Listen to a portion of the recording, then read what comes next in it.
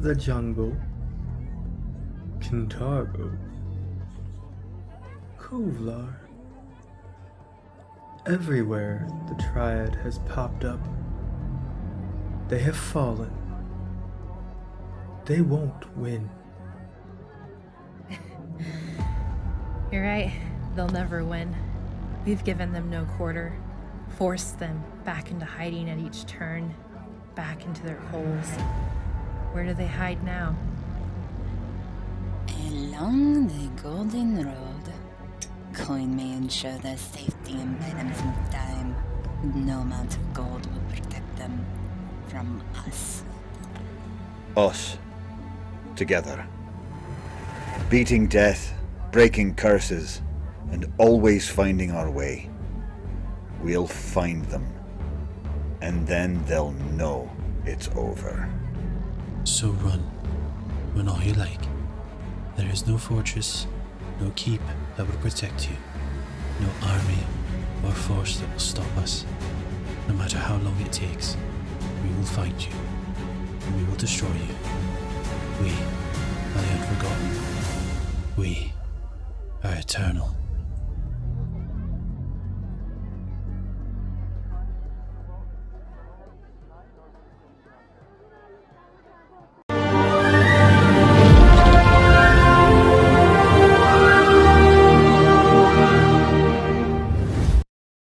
You gotta psych us out right now. Hello, and welcome to Penny for a Tale. I'm sitting here at the center of this fucking Thunderdome. Oh, it's a mature channel. Sorry, I just dropped a bomb. I'm Ian. Off the bat. We have a wonderful show tonight. Yeah, let me just, this is me just showing up and picking the biggest guy at the prison and just kicking his ass to show really what the theme of this show is about. To preface this, I asked our players what we wanted to do on a scale of 1 to 3 for difficulty tonight. What kind of encounter do we have going on? 1 to 3, and then, I don't know, somebody threw out 4, and then everybody voted for it. So, this is me apologizing for posterity. It might be the last recorded document I make in this short life of mine, because what I'm about to do to this party over the next 3 hours is nothing short of quite treacherous. So, and half of these people know where I live, so I'm just in a bad spot overall. But before we introduce our cast and our very special guest, watch the show, you might be a guest. See, that's how it works. I just want to give a shout out to our sponsors. Quite briefly, we are sponsored by Smiteworks. They're the creators of Fantasy Grounds Unity, which is our virtual tabletop of choice. If you're interested in a virtual tabletop, you've seen us do virtual tabletopping on this particular stream. It is Fantasy Grounds Unity in particular. Super nice, super snazzy. Check it out, fantasygrounds.com. We're also sponsored by the Only Sheet, which is an Excel-based management tool. It's good for party planning. It can take you from level 1 to level 20. It's got all your little books that you need if you're looking to automate some stuff on or off a virtual tabletop. Check them out at theonlysheet.com. And then our music tonight is Michael Gelfi and Rock Narden. Fantastic stuff. If you're looking to level up your experience with some background sounds or maybe some intense orchestral music, you can check out their YouTube and Spotify links in the show notes. And then, of course, as always, we have Che and Piku as well as Seafoot Games on Patreon. We haven't used their stuff in a few weeks, but I think there's some more stuff cooking. So you can find links to their Patreons in the show notes as well. But let's introduce our cast and some thoughts about what's going on. I flipped the script a little bit because I want each of us to deliver the first instinct, the first thought when you see this Wendigo. Starting in the order as per usual, we have Daniel.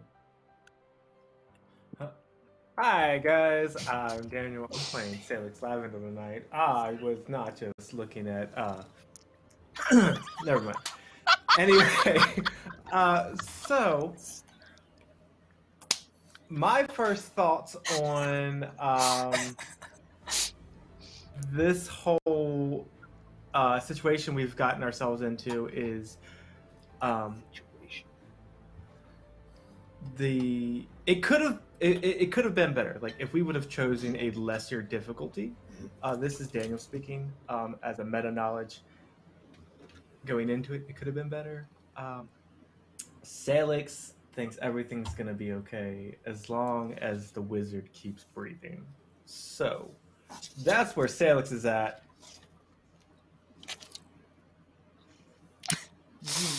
Yeah, well, okay, all right. Noted. I am in danger. Just kidding. That was sarcasm, just in case. James. Hi, everybody. I am James. Once again, reprising the role of Waldorf Skysteel, the Dwarven Cleric. I'm still coming from the place where Waldorf has no idea what's going on right now. He was more just recently a badger and came out just long enough to help take down one of the air. It was an air elemental, wasn't it? And so he's a little discombobulated and kind of disoriented, and is just kind of along for the ride. And but he trusts his friends, and he knows that they're in danger, and that's all he needs to know. They can explain what the hell is going on when everybody is safe. I like that. And I really like the nickname of Wally for your character. Wow, okay. What? I owe someone in chat some money for that. Well, Jen. Hi, I'm Jen. I go by Savage Sparrow on the internet. Today I'll be playing Eriyn The Vesparin, the Sea Elf the Rogue. She is not in a great place right now, as I think I have like 54 hit points or something like that.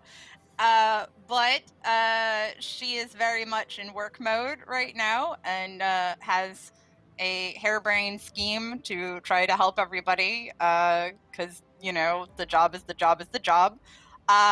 Jen is excited and nervous and very much hope I do get to carry out some of my ridiculous scheme before getting one shot. So we'll see how that goes, I guess. And yeah, I don't know. I mean, there is a plan. I imagine it's going to immediately go to the wind because Ian is that guy that throws all these, you know, strange, new and exciting, terrible things at us. I mean, challenges that are exciting. Yeah, there you go. Yeah, success with complication. Oh man. All right, Sam. Hello. I am Sam. I will be playing Rune Ravenswood tonight. Her thoughts are just, oh, cheese and biscuits. This is not good. So not excited. Cheese and biscuits. Cheese and biscuits. I don't know what that thing is. I love you so much. Wally is no longer a badger, but she now has a horse named Badger, so life is okay. And she will not bring a gnome into battle again. So sorry about that. Well, we did just we really said Wally just to affirm that. Mr. Smith. Mm-hmm. Oh, hello. Keeping my opinion. I am Mr. myself. Smith. We reprising my role as Rune Ravenswood, as I do fairly often. Rune has, aside from the concern for his immediate family, to include the rest of the party, aside from Poppy herself, of course, there is the need to get those who have no combat ability whatsoever away from here and to someplace safe. And so I believe that is how he is walking into this, or I should say, running into this particular situation. Side note, he is absolutely paying no attention to the Vesparin because the Vesparin doesn't die.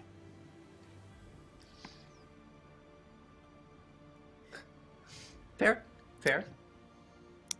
Well, No. she dies. She just doesn't stay dead. It just doesn't stick. She gets better.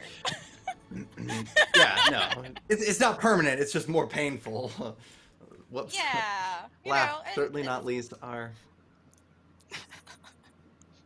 guest and friend of the show, Sarah. Hey, how you all doing? I'm just so happy to be back here tonight. I just blanked on my character's name. Yes, you will be playing Setla, Kavarn, That's right. The gnome. Yep, the Souk Master of Finderplane. Mm-hmm. And I'm just excited to be here again. We are so excited to have you. Where do I even begin, folks? I mean, there's been so much that's sort of piled up in the middle of absolute chaos. So this is the reveal, the revelation. Setla had been thrown onto the horse Badger and sent south, if I have that correct. Right. Well, eventually you're going to need your horse back. But until then, there's a menace before you. The real question is whether or not we're engaging with this creature right off the bat, because it's not really doing anything but standing there, this Wendigo, just kind of watching the chaos. You notice coming out of the building, Rune, Waldorf, I think the Vesparin and Poppy are just inside in that building that had been ripped open by a beam caused by the now dead elementals that you see strewn about here. Many gnomes are running, scattering, for their lives. Seeing this Wendigo, they're rerouting, headed backwards. Instead, you could see some of them are holding organs and viscera in their arms as they move out. The calamity cut these people into a bunch of pieces, and you're sort of just seeing the survivors, well, scatter. What do you guys do?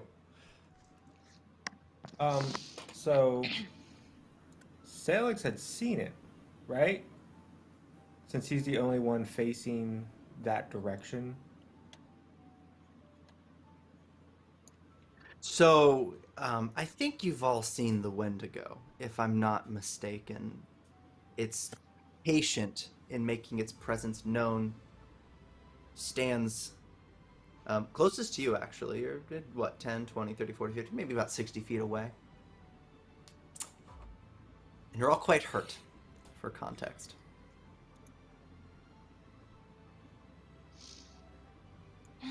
So Sailix is flying in the air at this point.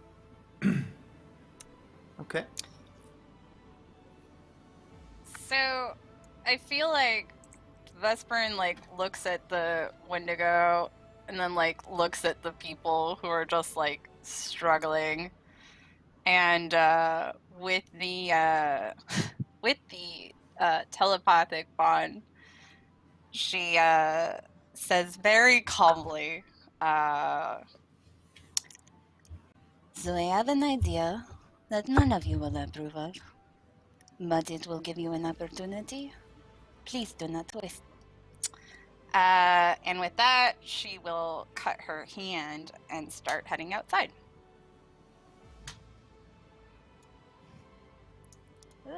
Okay, well, Can Poppy grab Vespa real quick? Yeah, while you're in that building, briefly before she heads out. Go ahead. Yeah. Poppy just very quickly grabs Vespa by the back of her arm, and just wraps her up in a quick hug, and doesn't say anything, just hugs her very briefly before letting her go. Once again, like all the other hugs, Vesparin seems kind of confused. But you know, just sort of does the like uses the free arm that isn't grabbed by Poppy to just sort of give her like a pat on the back with the It'll be alright. I am very good at what I do. And you know this. and she'd sort of she'd sort of give her like that little pinch on the chin and roguish wink as she swag walks outside.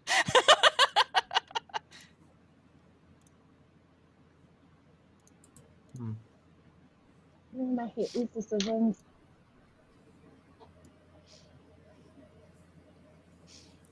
Speaking of these decisions, they tend to be made all the time.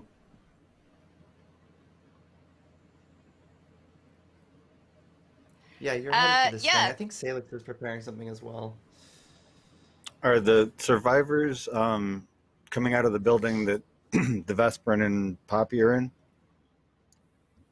Or are they kind of coming out around us where Rune and I are standing? Yeah, just coming out all over the place, scattering out of those front doors. They're sort of parting where you two stand, and then they would be headed to the other side of the market, but they see the Wendigo and they're rerouting and scattering. I want to cast Calm Emotions. Where did it go? There it is. You forcibly calm creatures in the area, soothing them into a non-violent state. Each creature must attempt a will save.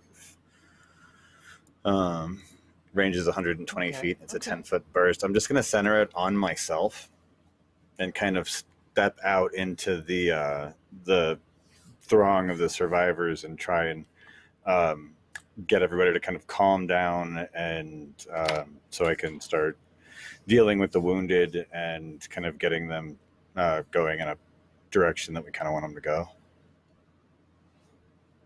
Yeah, well, I mean, they're absolutely positively panicked. I think I know what Sailix is doing. I'm quite sure I know what Vesparin is doing.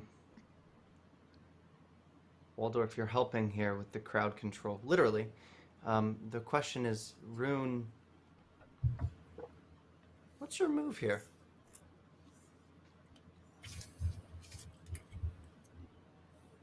That is actually a fantastic question that I'm not sure he knows the answer to just yet. All right, in the short term, he's going to be doing his best to help support Dorf's actions, particularly making sure that,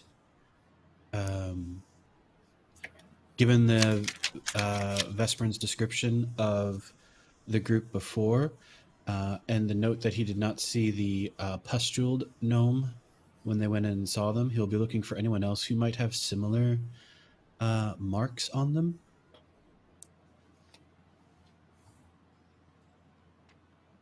And yeah, just let me know if anyone does. No, you don't see anything like that.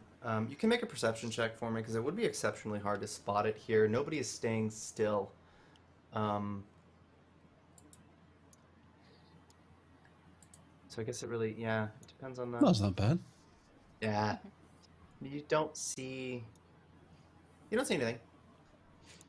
All right. I think Poppy's still in this building. Yep. Were there provisions in this building, or was it just the survivors? Just the survivors. Yeah. All right. They're hungry. The storm must have been going on for days, actually. Oh, that's fair. And then, how far to the other location? Well, it is right across town. Not super convenient. You say You're that like looking it's a at- walk in a park. Yeah, you're at. You know what? Let's check out the map, shall we? You are at B2 right here, and you're looking to find B1. That's where the rest of the survivors are. According to Setla, last time you spoke before shit hit the fan and she passed out, somewhere along here, you can't quite recall, there are food stores. You need the food because the people here seem to be starving.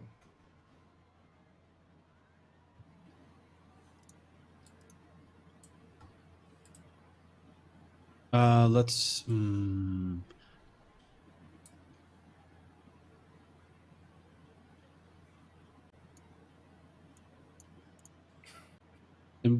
were we told exactly where the food stores were, or just in this area? We never got to that part. Not the actual location. I mean, you could search, but time is sort of the essence here. Let's focus on the people, and then we'll worry about the food. All right.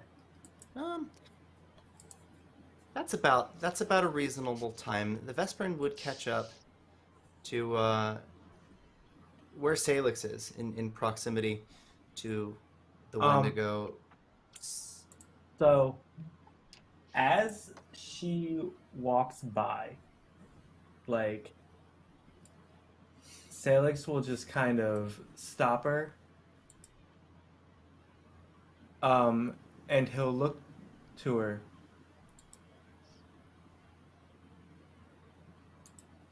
Last night,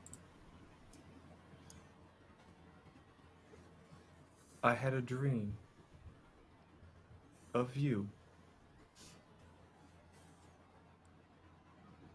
You were falling, and I couldn't catch you.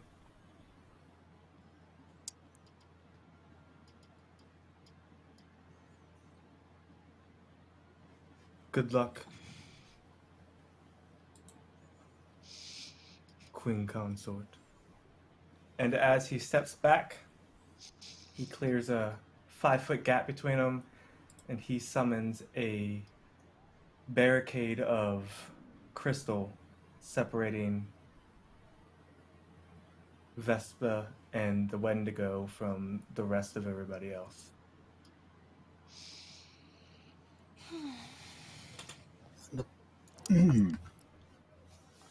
So there is just a myriad of emotions that cross her face in just that brief split second. Then it's kind of just like, you know, and you can kind of feel this like turmoil like in like the chaos of her head for those who are in the telepathic bond. But then it's also just kind of like all of a sudden, you know, like a wall is put down and her face goes blank as she just again goes into work mode, for lack of a better word, and like it looks at the Wendigo. She has her hand bleeding and just sort of gives him like the biggest grin. Hey, you big walking carpet. Your mum is my favorite sweater. And then with that, she does this and flicks the blood in its general direction as she jets off. Vicious. Well, Vesparin, you've been heard. And seen this Wendigo. Oh god. Oh god. Yeah. Yeah, has sort of. For sure. Watching you now that you are really the only convenient thing here. I don't know who is engaging in the Wendigo problem, but that's going to be a chase scene. If you're not involved with the chase scene, we can talk logistics. For the town, maybe making sure Setla's okay, but it sounds to be that the Vesparin is leading this thing, whatever is the opposite direction. Match for these gnomes. Yeah. And I also want to be clear, Ian, because I have like the wall jumpy stuff too. She'd be not just like doing on the street, but also like mixing it up by doing parkour and whatever the hell, like. Yeah. Yeah. Okay. We'll get back to that. As you dart up, this thing will move along. This thing being this thing. I want to ask before we resume that chase. Waldorf, have you casted your spell? My calm emotions. Yeah. How do I cast it? Well, yeah. Or do I So cast you've cast it. It's like to an area. Is that correct? Yeah. Hang on, let me pull it up. I just had it a second ago. Where did it go? Where did it go? Sorry. Calm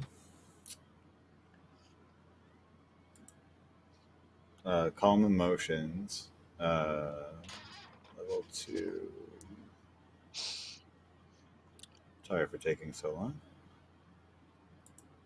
long. You forcibly calm creatures in the area, soothing them into a non-violent state. Each creature must attempt a will save. Critical success. Creature is unaffected.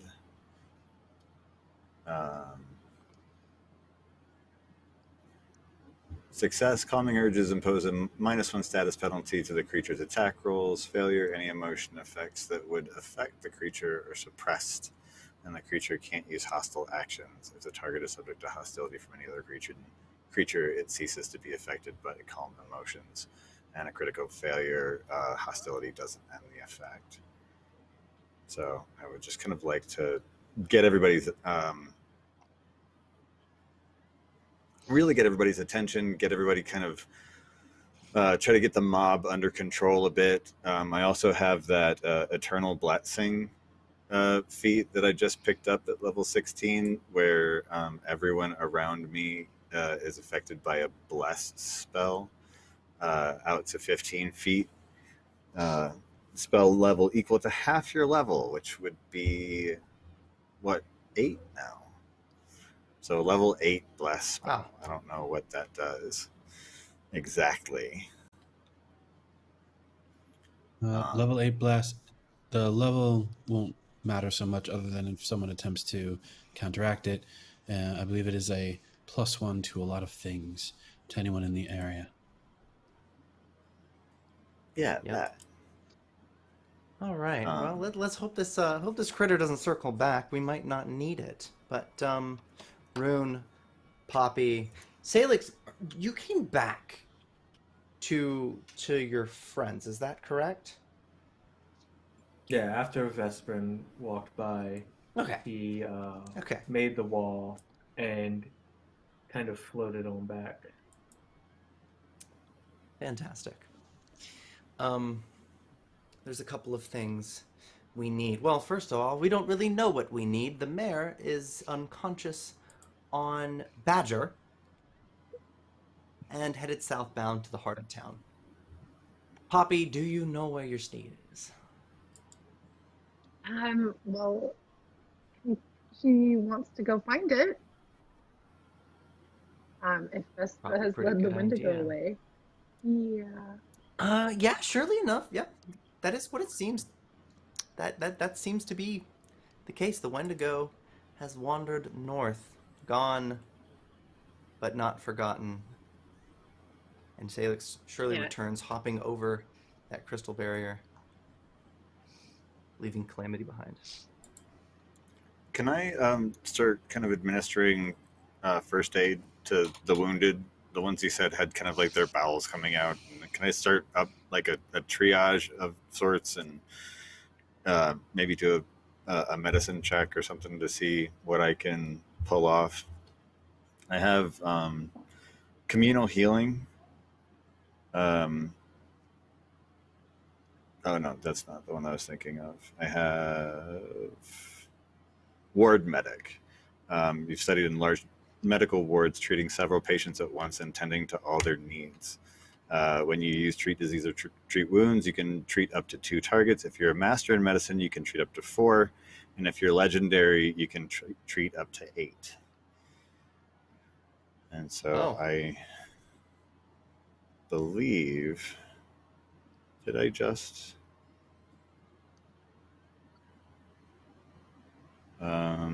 and I am master in medicine, so that would be what, 6? Up to 4 targets at a time.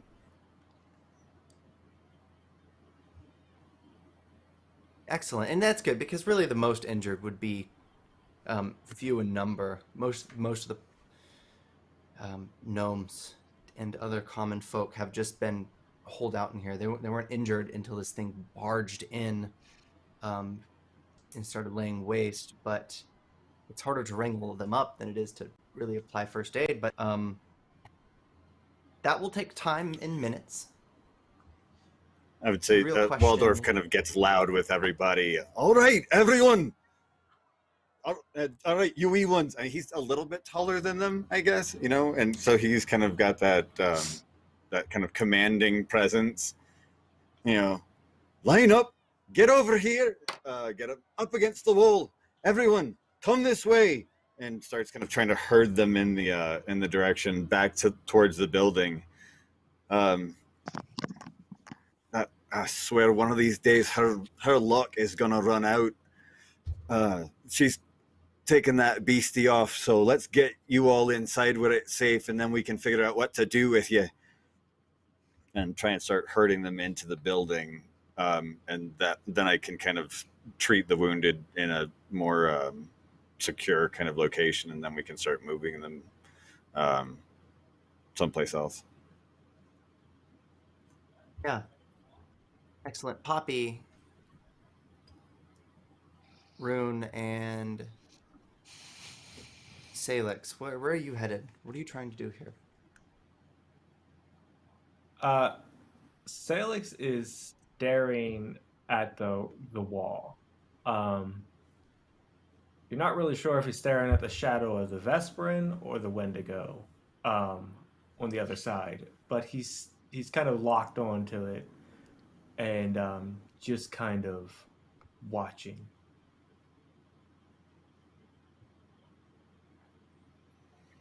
Okay. I think Poppy, like, peering out through that, like, wide open door, seeing that the Wendigo is gone, is going to, like, start gathering her gear. And she'll look over at Rune and Dor. We need Setla. I need to go find where she went.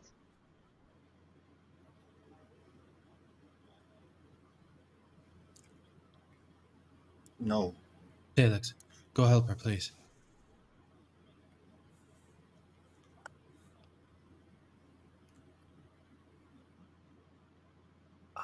Without being told twice, Sailix is gone like a shot, like off the ground, in the air, flying towards where the Vesparin was. Leviathan is extended out into a lance.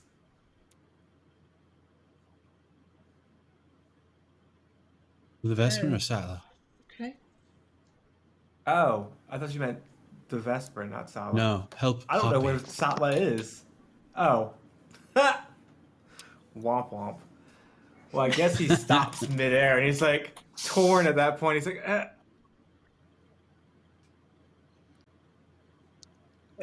Dude, does Sailix see Setla at all? Oh, you would have to see. I mean, she's been gone for a few minutes. on the back of that horse, you would have to find her. Like he's Likely unconscious. fairly high up in the air. Mm-hmm. Yeah, that's it's a perception check that's really hard, or a survival check that's a little bit easier. All right. Do a survival check. Oh yeah, you can search. You know, I mean, you find horse tracks. Should be real easy. Boo. How's that?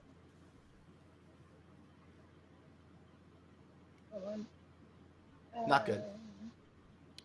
Searching, you can't Me? find this horse. Damn. Yeah.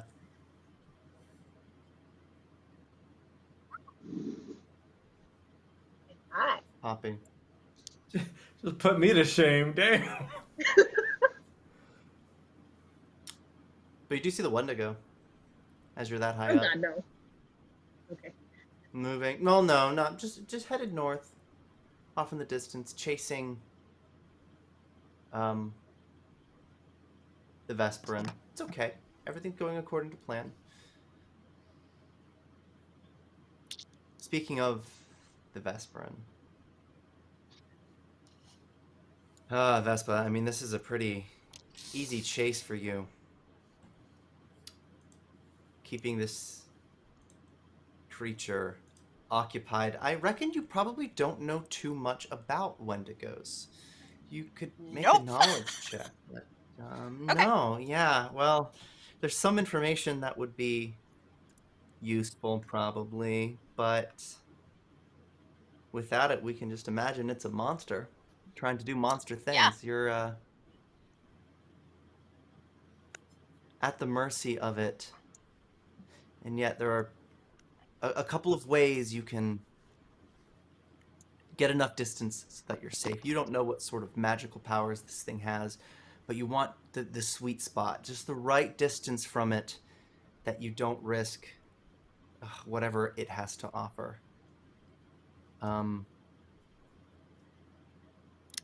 Yeah, it's What do you basically do? like she wants that sweet distance where like the cat, like if she's like that toy that is on a string for a cat, where it's like right there, so the cat's jumping at it, but not quite enough for the cat to catch it, but enough for the thing to be tempted by it.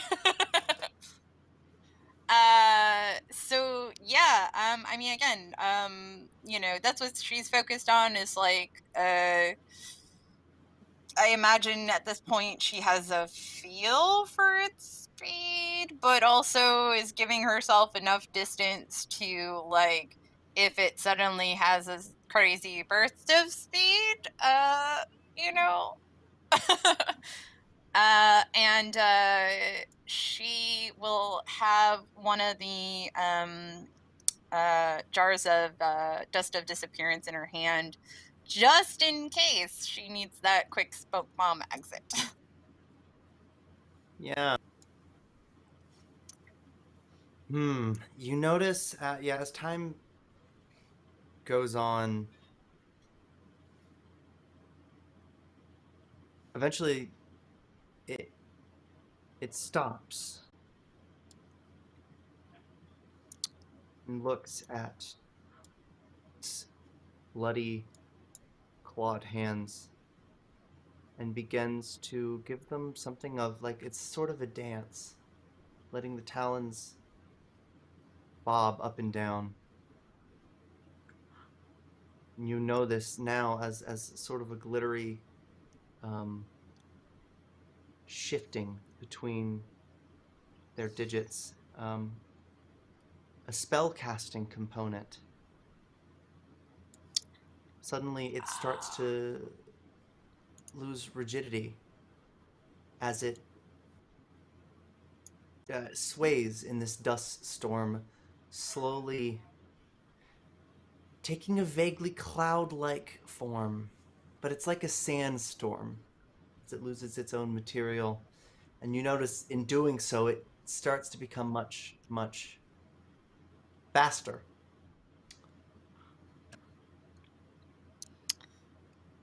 So I feel like she like pauses for a second, sees that, and is like, "What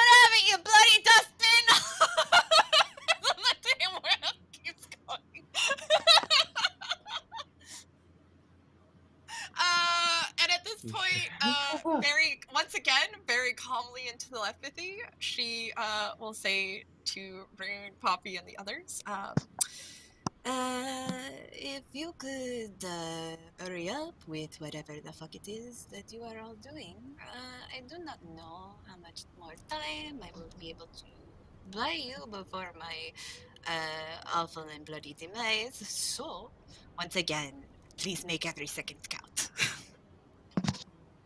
and she'll send a mental image of the now storm version of the Wendigo. Not a bad idea, to be honest. Not a bad idea at all. Because I figure Rune knows something about it, and him having more information is great. Does that storm version of the Wendigo look very similar to the other dust storms roaming about this place? No, well, if these things were Wendigos circling the area, for one, it would be quite a lot of them, and for two, you'd sense it. A Wendigo. Well, let's assume the worst and say it is a mythology. lot of them. Yeah, well, who knows, right? Kind words for the Vesparin, maybe? She's like playing Anything to like Death Note cholesterol, like cluck cluck cluck cluck cluck cluck cluck. I wish I'd had a chance to like throw you a heel before you ran off. You know. Hey, she was there in that building. I know. Sorry. It's okay. I should have thrown you a heel spell. It's okay. It makes things more exciting. Oh, Poppy. Well, you did fantastic on your survival check. You found your horse. Yay. With it, Setla is unconscious. Right where you left her. Oh, good. Off the horse. It's managed to find a safe place. A building had been blown to, and it seems to have crawled. It was a split-level home, and it's made its way up just a short flight of stairs, and is resting, safe from the sandstorm, or the dust storm, I should say, that rages across this town. I believe you're with Rune and Sailix. I think. Did Rune come along? No, he wanted to make sure someone stayed with Dorf to help move the people. It was just be But he Sailix did and send. Poppy. He did send Sailix. Yeah, he sent a much better support person. Maybe. Could have been a poor choice. Maybe.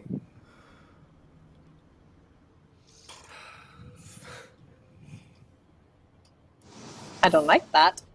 But Poppy will approach Badger and will check to see if Setla's still breathing, if he still has a pulse, just make sure, look over her, and then look over her horse as well to make sure that it's calm and okay.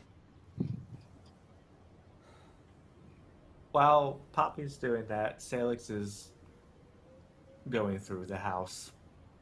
He's just looking at random things in the downstairs, just like picking it up and like, you know, throwing shit over his shoulders. She wouldn't be half dead if you wouldn't have brought her along.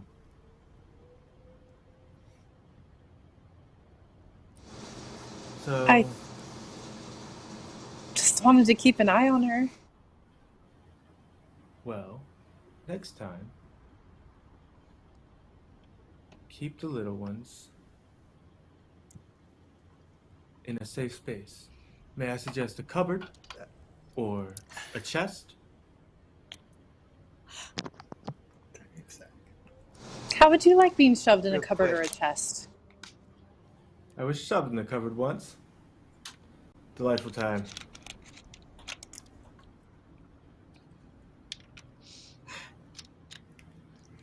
The point being, I didn't almost die while I was in the cupboard. I won't make that mistake again, Sailix. Are you sure? Does that Because Does these are the Setla hear any of choices this we while she's make. unconscious? That's a really good question. I think Setla. Well, you weren't hurt too bad. All things considered, you got lucky. I think you're coming to now, just getting bits in pieces. These are the choices we make every day. And it's always to protect the people, not to bring them along.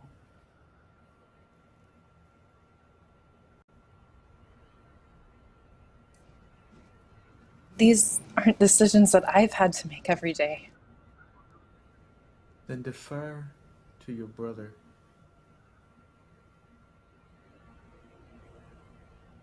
Sailix, make a perception check for me.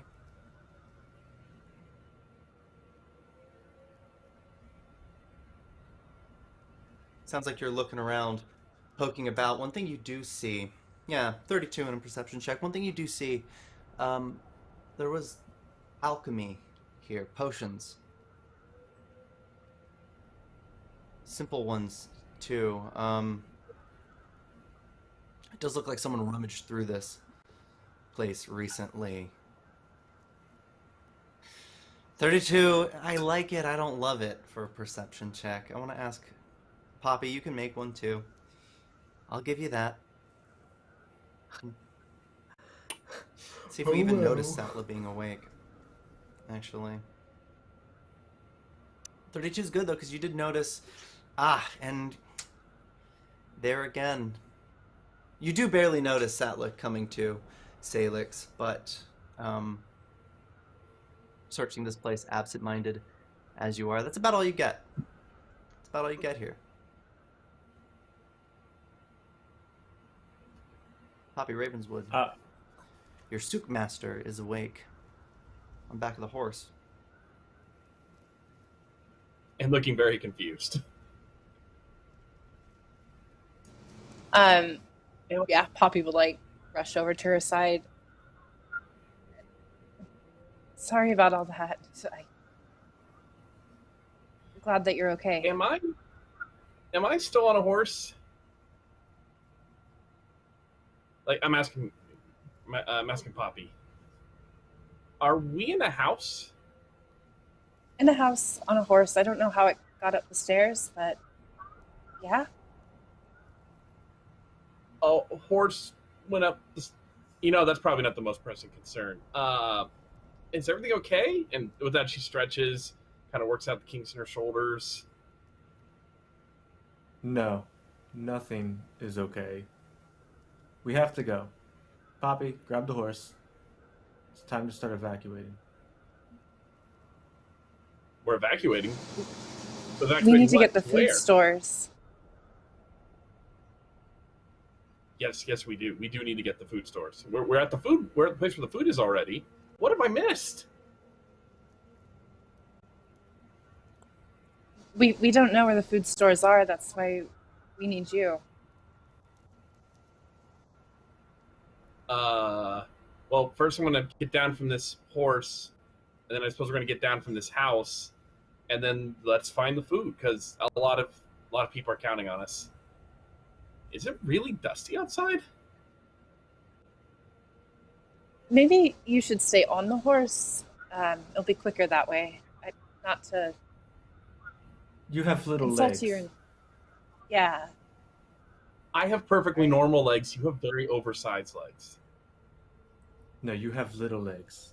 I have normal legs. I have perfectly normal legs. We are wasting time. Of the talk of the legs. And she will grab Badger by the reins. We need to go find the food stores. Vespa doesn't have a lot of time to give us.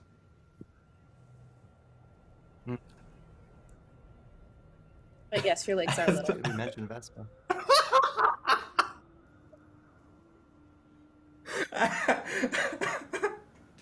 As they walk by and Poppy says that, Sailix just pockets something and he's like, Queen consort would like that. It's an empty bottle. Fantastic. I absolutely love that. Real quick, does Poppy notice any of the alchemy? Or was that her perception check? Probably not. Yeah, well, it just looked like it was an herbalist shop or an apothecary of some sort before the sandstorm came in and blew it to bits.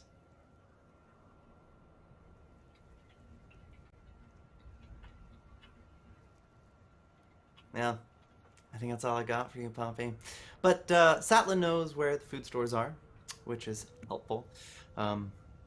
You 3, 4, if you count the horse, are on your merry way. Not so safe from danger right now would be the Vesparin. Vespa, you are being followed by a creature that is objectively much faster than you. So we're going to need a solution that involves maneuvers. Yeah, he's roughly twice your speed. Yeah. So we're definitely doing X-wing maneuvers right now.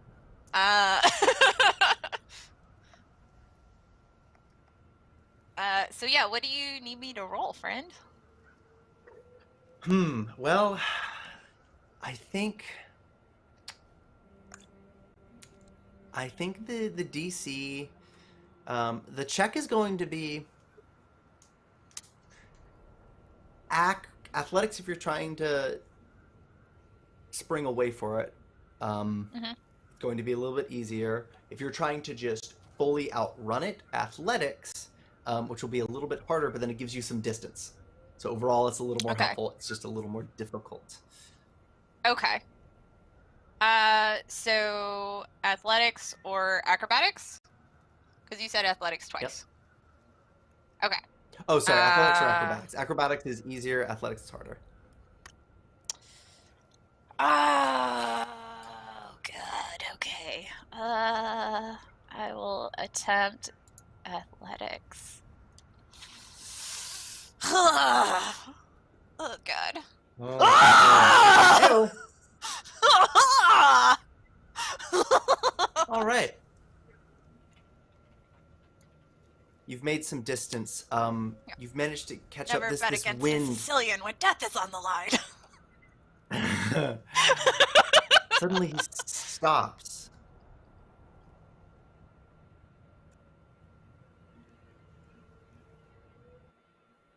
I need you to make a will save. Okay. You got this. You got this. Oh, good. Do I need to hero point that? Hero points are at your option. I can't tell you whether or not you need to hero point it until you've decided whether or not you've hero pointed it.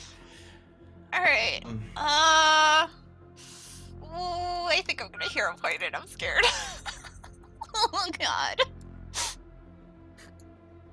Also, Rune Waldorf saves as well. Oh, no! Oh, no. Oh, You had a 50-50 shot to get better. Shut! Skysteel. Our typical savior is here, Ravenswood. Jen. Oh, no! She is here. Oh, God. Ian did it on purpose. Okay, alright, hit me. Oh, God. Alright. Waldorf, I'm making you a will save as well. You did fantastic. And Rune, I'm making you a will save. Both of you passed your saves. Congratulations. This thing will let out a howl that rings for what feels like it just your short eternity.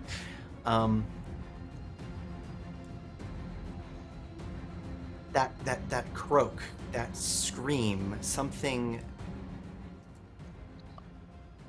unbelievable. You're a frightened one. You did not critically fail, which is fortunate for you, but you're going to be taking a -1 penalty to really a lot of things. Okay. But you were quick, so you managed to get out and get ahead. You have some time, especially because he stopped to unleash that howl in such a villainous way as well. I want to ask Dwarf and Rune,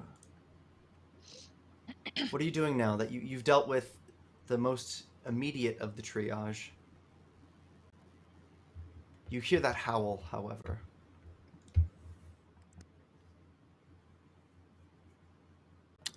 Oh, that's the Wendigo. Waldorf just like goes pale. You know, has that moment of oh no.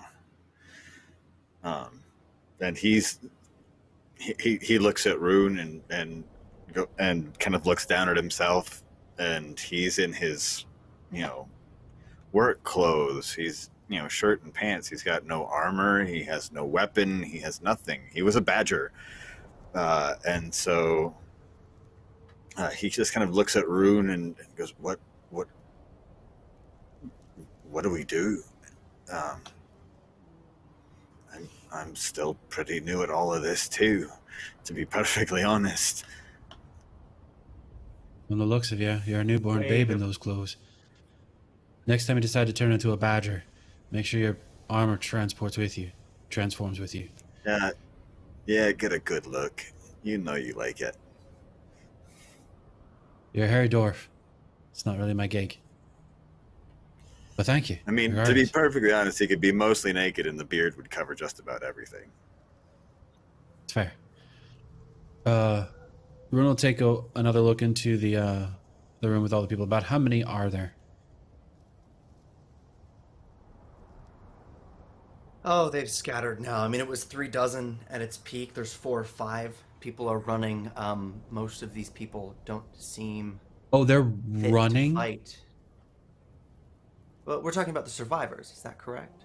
They scattered. Yeah, I'm not gonna let them run. They'll run to their death. Okay. Well, we can make a check to attempt. I know Waldorf managed to grab the ones that were unwell, but they've been avoiding the Wendigo. See, when Sailix opened up the bridge of crystal, it allowed them to sort of route southward. But luckily, that means they hit the main road, and with any luck, they'll reach Bazal's Basin. If you feel like trying to wrangle them up somehow, I'd love to hear it. Somehow being the operative term. Okay. Let me look at a spell real quick. About how many are running? Best guess. 29 of the 36 that came out of that 29 place. of... Fuck off. It's really that howl that's doing it. 20, 50 feet long. No, okay, that's not going to do any good. All right, he is going to attempt a high-level charm effect. It'll affect up to 10 creatures, so at least get half of them in theory. Yeah,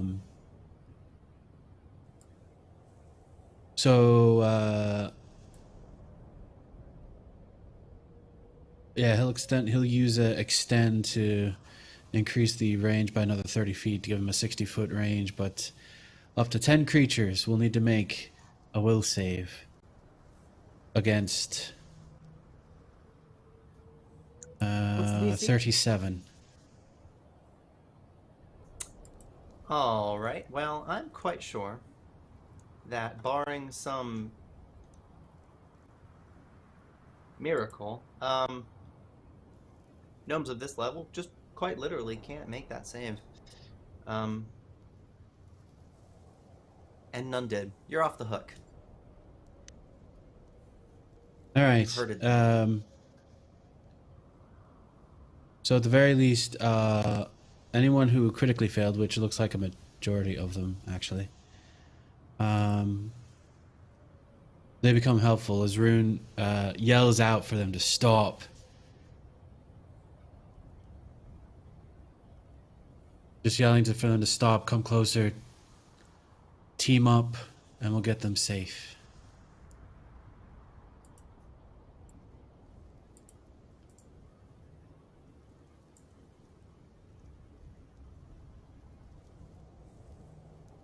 Scott.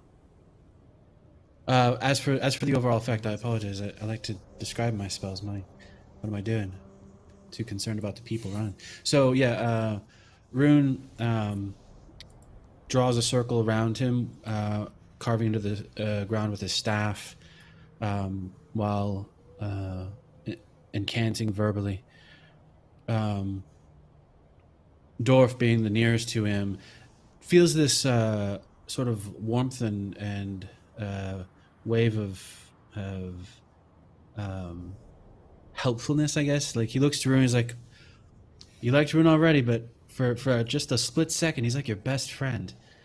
And just this... I see why Sailix is so fond of you.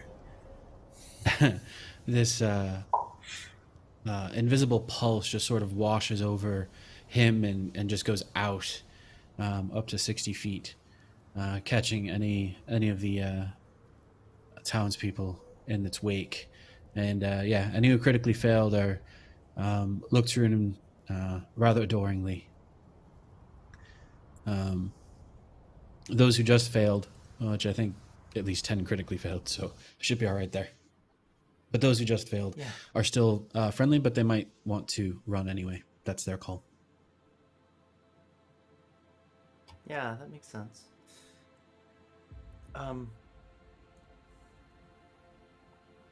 You're heard. You have an influence. Common folk, I mean, it takes so much to resist magic of this level. They do stop. You do notice some of them, the ones that didn't flee, they look ready to help.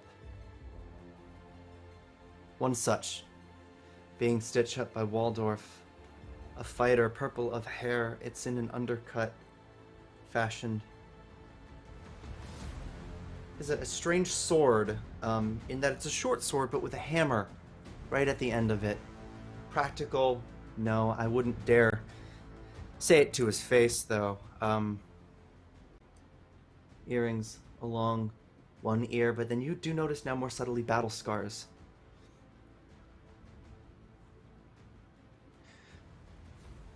What's the plan? He says. Plan is to get you apparently a safe house about half a mile from where we're at now. Bazal's Basin. Good.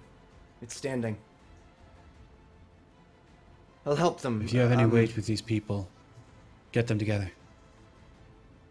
We hardly any weight. We need food. I'll take them there. Keep them together? They need water. And they need medical attention. Dorf can provide medical attention. I can provide water in the short term, but we just need to get you to safety.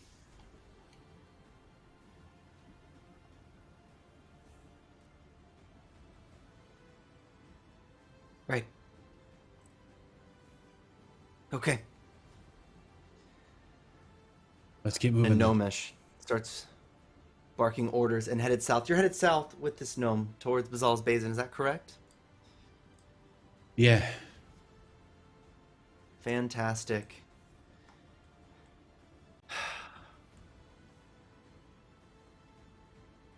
And Waldorf, you're headed with them. I want to ask about the mission for supplies and rations. Setla, Sailix, Poppy, you reached where the food is.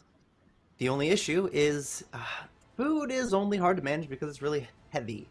So we have a ton of supplies to haul, and I mean that in a literal sense. When you reach these stores, you realize there's not really any clean strategy to get it to the basin at any convenient time. So what do you three do? Are there any, like, sheets, fabric, or anything like that? Wagon.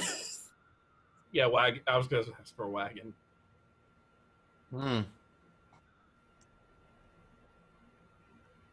There's probably fabric scraps somewhere if you know where to look. You'd have to do a perception check to search for it, and then otherwise a wagon. Well, there's a stables about a block away. If someone could go and scope it out. Setla will do that. I figure she's familiar with the vicinity, so she would know the stables were anyway. Not by yourself. Yeah. Okay. I can watch after myself. I know where the stables are. There's a pony there that I give apples to every day. And there's a creature out there that will pick you off. Look down. There's a creature out there that'll pick me off here. Yeah, but Okay, together fine. we stand Someone more come of a with you. chance. Well, then together, Sailix will let's go look check at- out the stables. Sailix annoyed looks to Poppy and he's like, I liked her better when she was unconscious.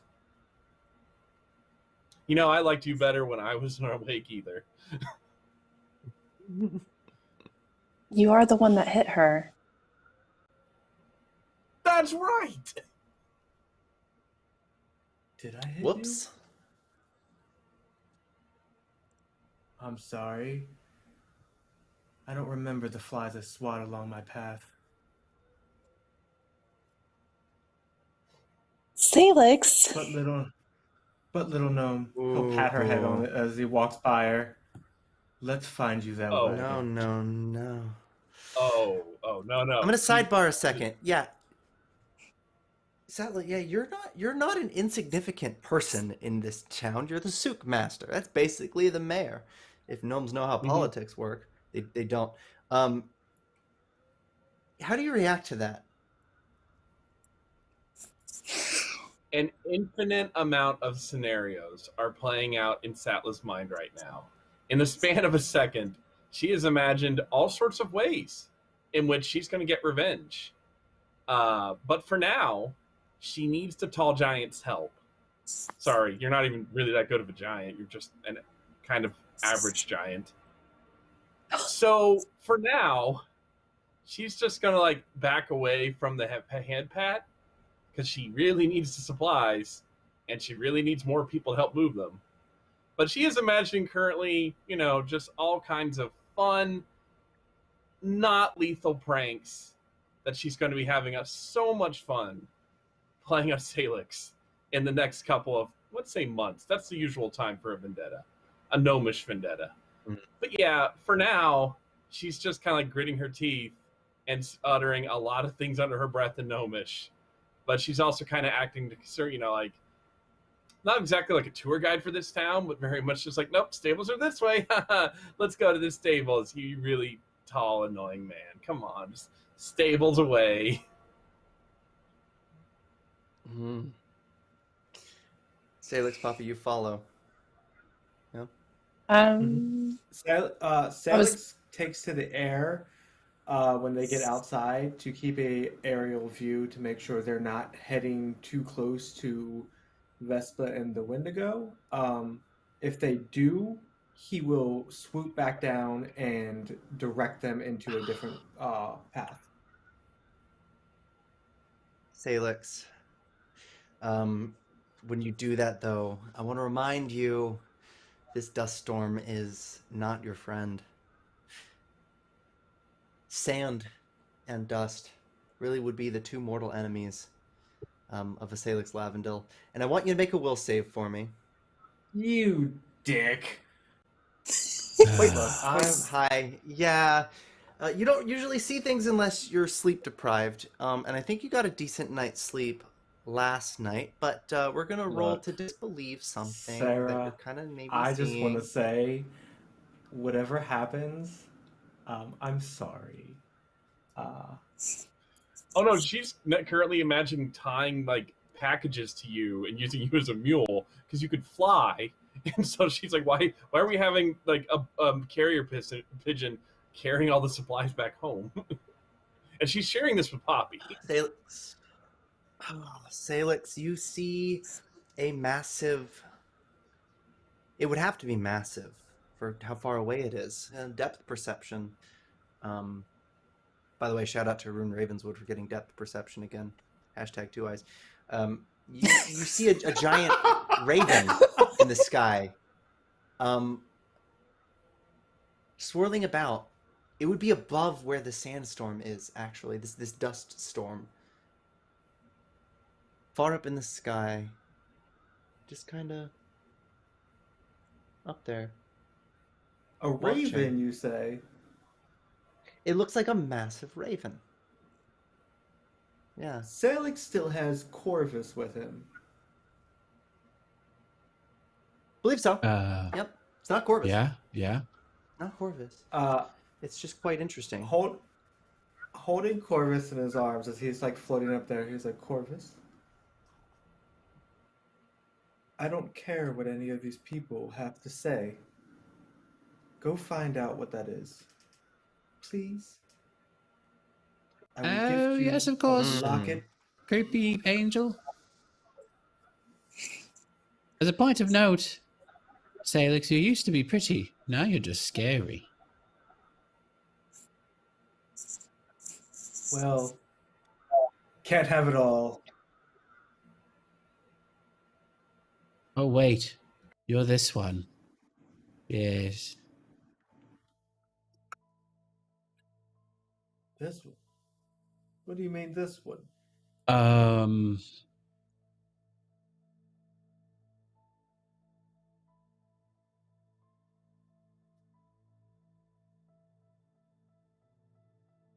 Corvus, what do you mean this one?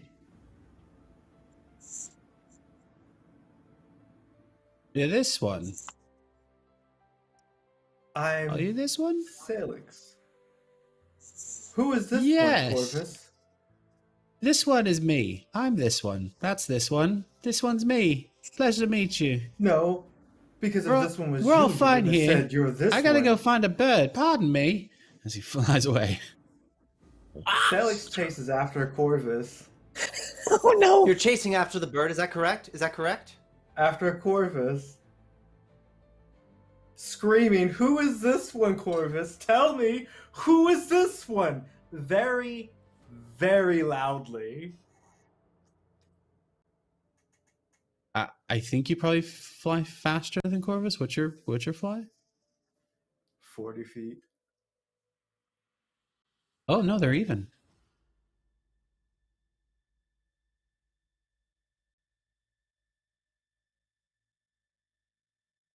I'm this one, you creepy angel! Get off my ass, you celestial bastard! I'll pluck you and have you for dinner! Who is this one? Did you say you'd eat me, you terrible, evil man? I'm just a bird. I've eaten worst.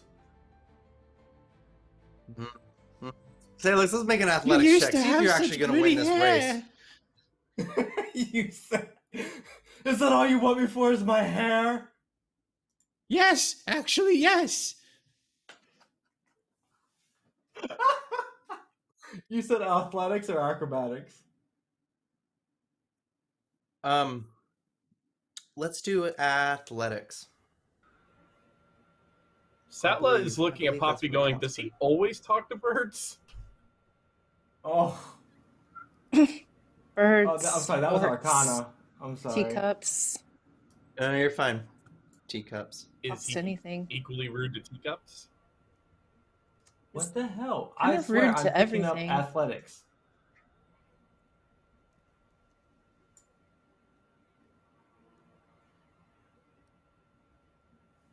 I don't know what's going on, my guy.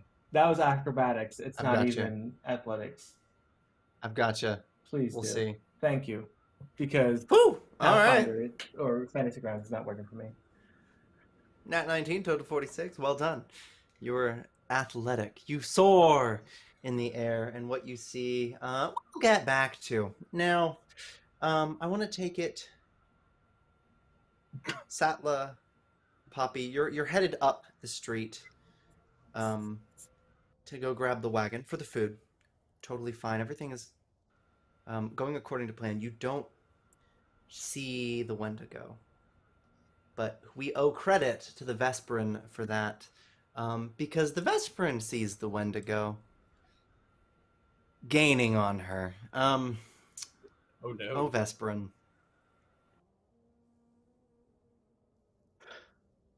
We need to figure out a way to gain some more distance. Oh boy. I imagine now she's extra motivated given she is, like, magically terrified of it.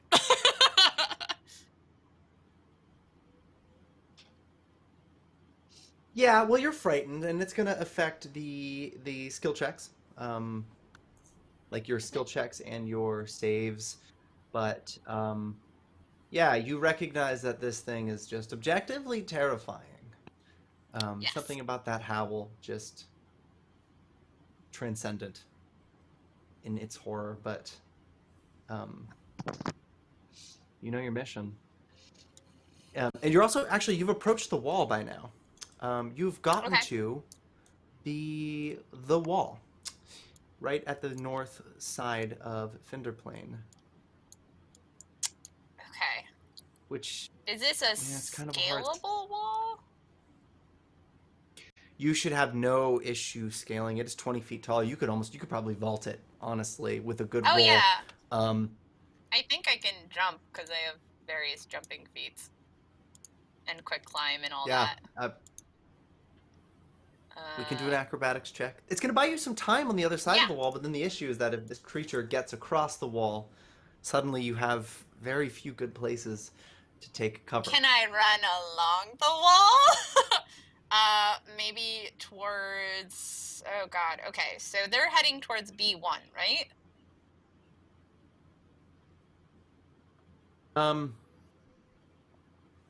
Yeah, all the townsfolk and Poppy and Sailix, they're headed south. You've led this creature north intentionally. Can I run along the wall north? Towards the east? Yeah. Okay. Let's try. All right. So acrobatics, right? If you're you're going to get over the wall and then just move up from a point of cover. No, I want to get on the wall because I assume there's like a space to like run. Yeah. Is that feasible? Yep. Let's do a really good check because this thing is gaining on you. Okay. Next time we circle back, you might be you might be scrapping with a Wendigo.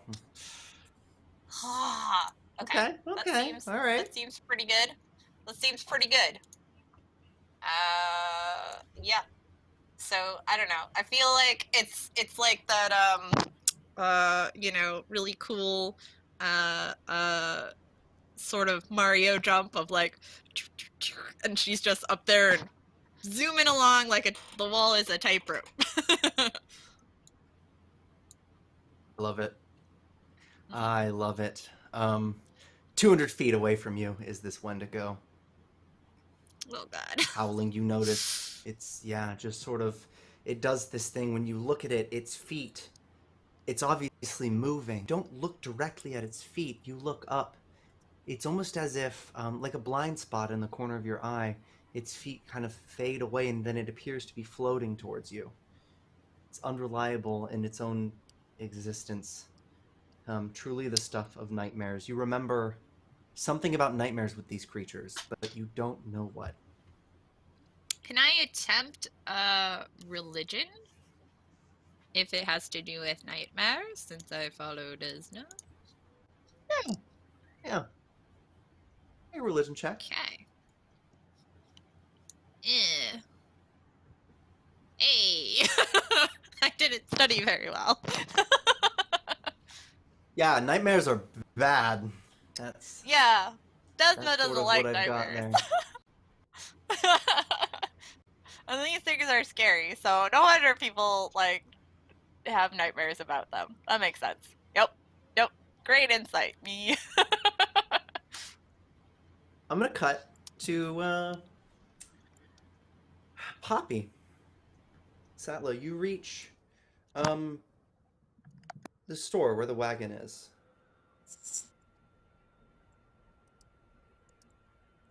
Are we easily able to find one? Yeah, this just up the road. I mean, it's not like anybody was taking the wagon anywhere when this dust storm hit all of a sudden. And I want you to make a perception check, Poppy. I'll make one for you as well. Into the tower. Setla, to see how you did. I don't think that will catch it. If I a 30. 30, Poppy. Oh, that would have been nice for you. But no, just another ruined building. Demolished Oh my by the god. storm. You could spend a hero point on it if you'd like. You could. Okay, why not? That's what they're for. Because I'm not being chased by a Wendigo, so. Yet. Or are we? Or are we? Oh god! That you know of.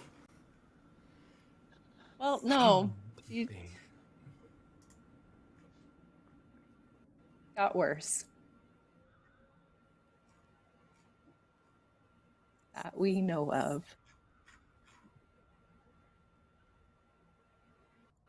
Well, Setla, you find the cart. I mean, you head in. It's obviously just a building that had been demolished by this storm.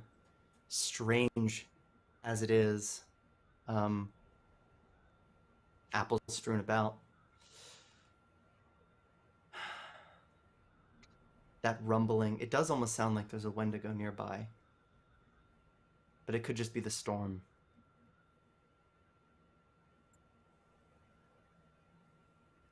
Did oh wait, I didn't hear anything, did I?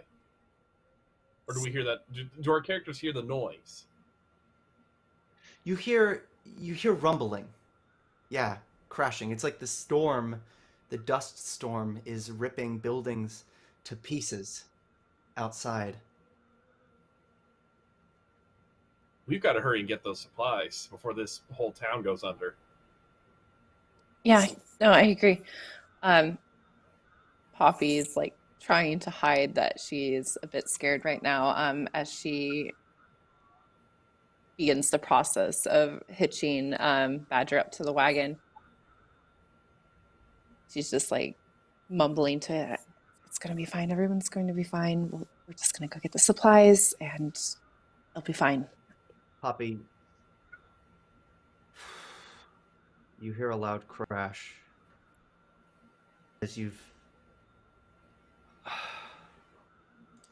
missed a couple of beats. There are things you should have noticed. I don't know how to put it other than that you just didn't. A dust storm doesn't rip stone work from buildings. It takes an angry, angry person to do that. You've dealt with some angry people in the Don't you party. do this, Ian. But this person looks a little bit different. Just across the road, barely within your visibility, an explosion of stone striding out. You see an axe first, maybe, and a towering orcish figure turns the corner and locks eyes on you and your horse. Mr. Smith, describe what Tusk looks like. Oh god! Oh no! Standing easily at 7 feet plus is this monstrosity of a green-skinned, massive tusked orc with a giant two-handed axe about the size of him. Actually, I'm sorry, it is larger than he is. And as he yells, just the spittle is just touching across his teeth, and you can see the neck muscles and his veins just popping as he is screaming for someone by the name of Annie. And as he yells, he holds his hand out and the axe returns to it as he just flings it at another building. Where are you, Annie? Where?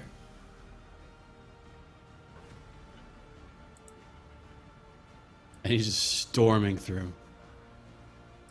Oh, Tusk, you see Poppy. by the way, from you. Where is she? Do you have her?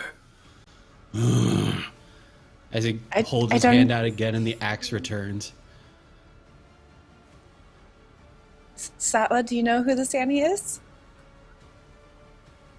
He is charging. Where is she? Oh, he's charging. All right. Yes, barreling right towards you. Yeah, he is, isn't he? But we'll cut back to that. No need to worry. Because on the ascent, Sailix, you beat the bird. To the other bird. You're only realizing now that in this state of yours, you don't really have a good sense of form or shape. You're actually looking at kind of a ship up there. An airship.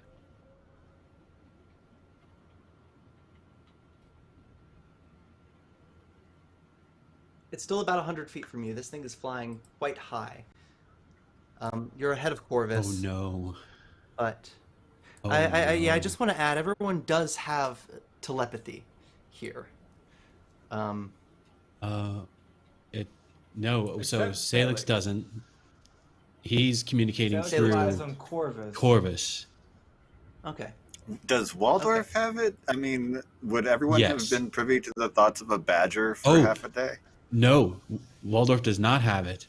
Rune does, Poppy does, and Vesparin does. That's why Waldorf's Corvus- sticking with Rune.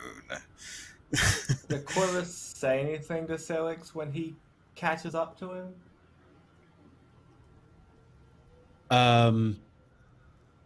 What is the last thing that Sailix yells or calls out to Corvus about? Who is this one? Or tell me who this one is.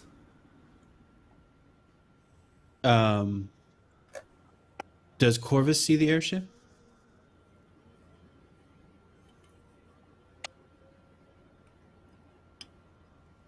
Yeah, Corvus sees it now. Yeah, off in Alright. the distance, about 100 feet up. So Corvus just buffets his wings and halts in the air abruptly, slowing himself down. Effectively, at this point, I'm assuming he sort of allows himself to be run into by Sailix, and telepathically, shall we not worry about this one and worry about that one? As he pokes Sailix's chin to look up at the airship.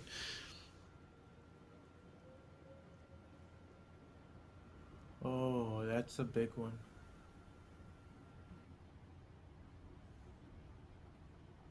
Sailix will cradle Corvus again and just kind of start flying back up towards the airship. As long as Corvus doesn't tell Sailix anything that's going on with Poppy or down there, he's going to keep making the ascent upwards. So here's where it gets really weird. There's this time delay because Rune's got to know what's going on, and then that gets transported to or telepathed to Corvus. So it's there's this weird delay. Right. So, And I'm not completely sure Rune knows what's going on just yet because telepathy isn't like that. Poppy has to share. Poppy is panicking. Right. all right. Makes So sense. what I need to know before we go forward is, does Corvus say anything, or are we continuing our ascent? Because this yes, plays into my alibi later. Corvus goes, "Why are we still going to that one? That one is big, and I don't know why it's there. Do you?" What? You said don't worry about this one when there's that one. What are we doing, Corvus? Worrying about it. Is it supposed to be here? I don't know. Is sand supposed to be in the desert? I guess. It's also at a beach. Yeah. You don't see me arguing. I'm not. What? Was that an argument? What? Or did you just string words together? What? Just mashing words together. There's water in a sink, I guess. Oh, yeah, Sailix, all right. Back on track then. So where are we going? Are we going to the ship? Are we going back to the... So... What is her name? Peepee? Poppy. Peppy? Poppy. Poppy? That's it. Poppy. The drug. Yes. Milk of poppy. Yeah. I was just thinking the same thing, actually. This is why I like you.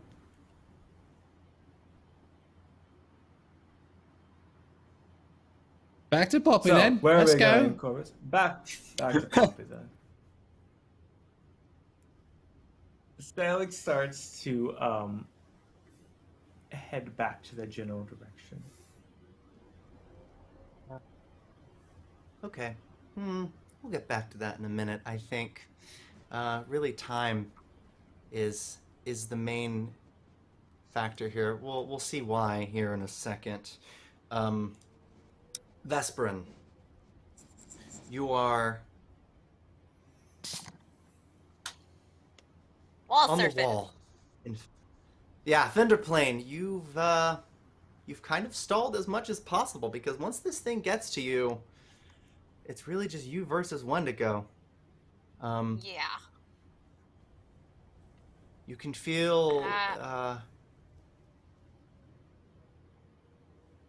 that sense of fear, of shock is wearing off. Maybe, just maybe, if you can find a place to hide for enough time to let it wear off, you can take this with a little bit more oomph. It's a small bonus, but it'll make a big difference in this fight. If you think invisibility or a place to just tuck away might give you a chance here, because you know this thing is just beelining for you. Mm-hmm.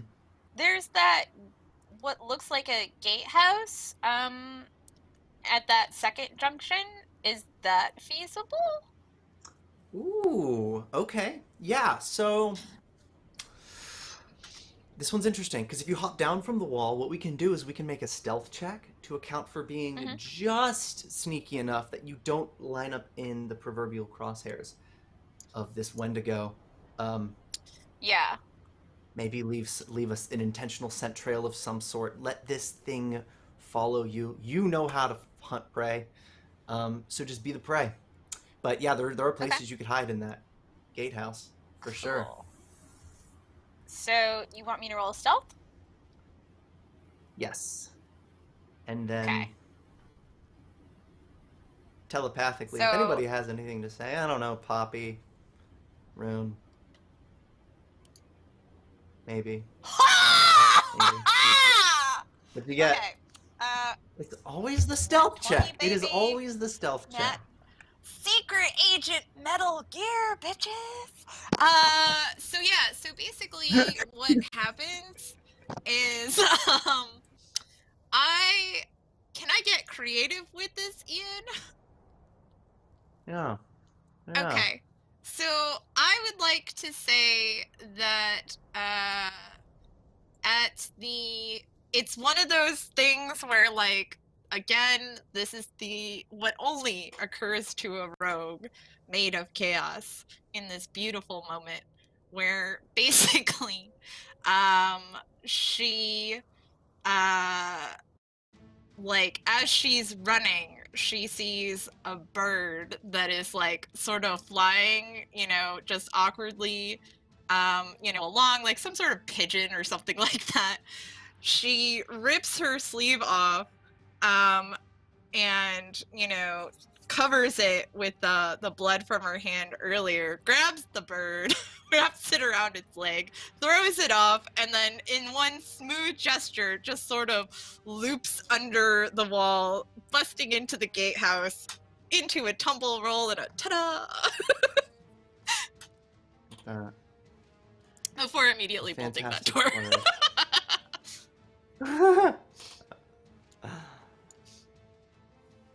All right, well, and then just one more will save as it lets out yet another howl.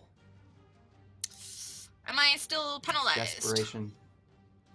No, yep, that thing has Okay. worn off. We have another chance Okay, cool. at success here. Yes, that's much better.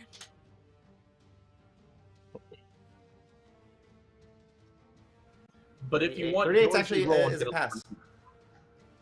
Okay, Yeah, that 2 scares me.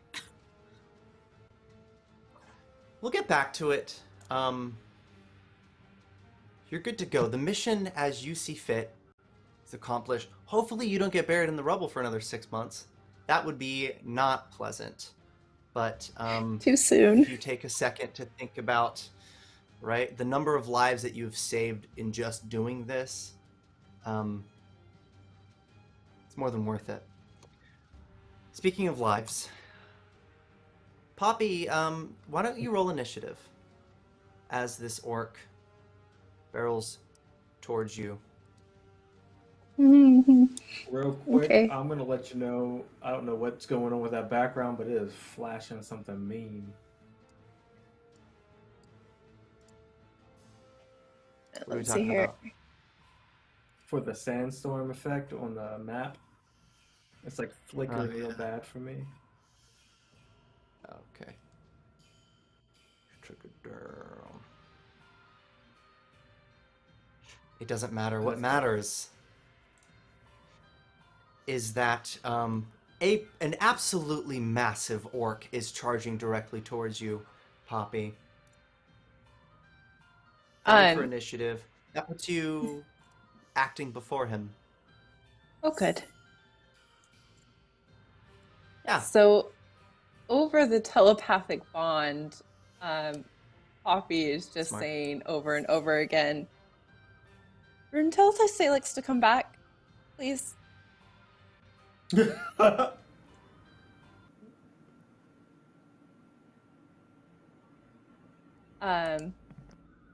think you're muted. You're muted, Rune. No, not muted. Rune can't act until his turn. Oh, Oh, interesting. Well, we could speak telepathically. Yeah. Maybe a bit briefly. Oh, that's fair. All right, that's fair. Yeah. I wish Boy was like, well, yes, what? All right, what's going on? Mission Not a whole lot of accomplished, by the time. way. okay. Something's charging. You know, if you could find Annie, that would be great. But tell Sailix to come back. What the fuck is Who the that? fuck's Annie? I don't know, but he really wants it.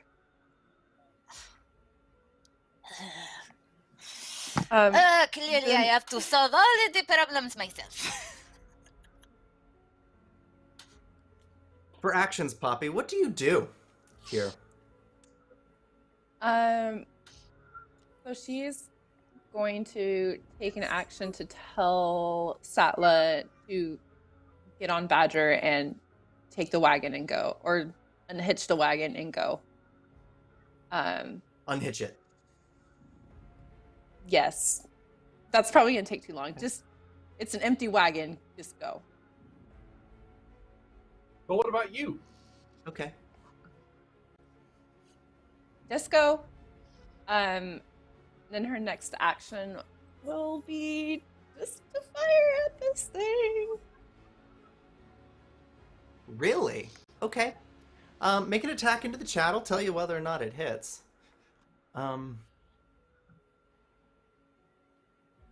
She's scared. Oh no, does she fire? Can we help you find Annie?